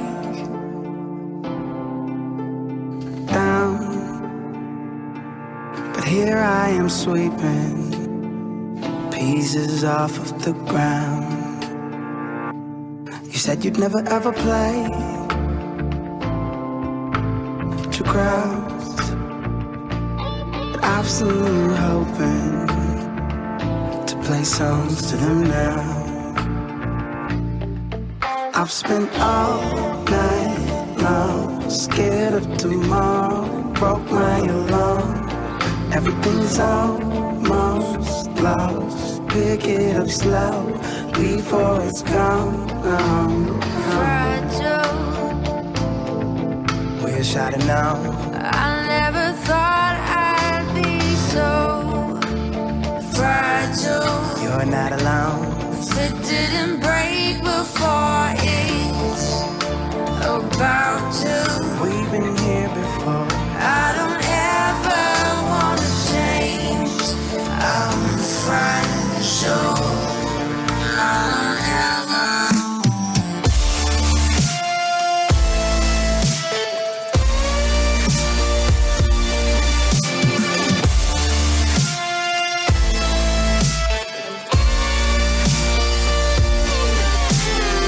Some of the people appointed to give an opinion never do get it. I want you to come on and gobble a Jimmy and die. Need to be given the remedy and why critics are really the enemy and can't stand the way they slam today's gifted. Effing incredible, get fanned away with grants to pay. This gem well a scripted, definite impeccable.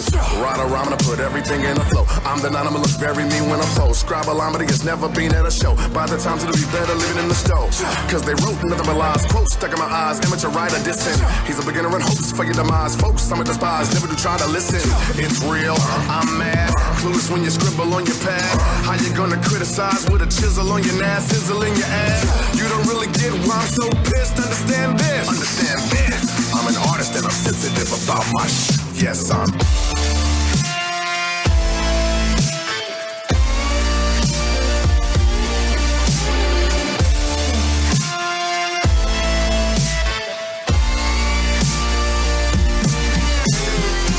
That I'm famous, tell me that my name is big as Venus, you enduring than Uranus. Tell me that your anus got your head in it. I can smell the articles and know you're heinous. Tell me that you love me, always thinking of it, unconditional. I'm hoping I'm your favorite. Grab a fishing pole and throw me with a shark. That's the feeling I get when you're concentrating on this pen, on this pad. Tell me you willing to disown my craft. Tell me the feeling of picking apart this track.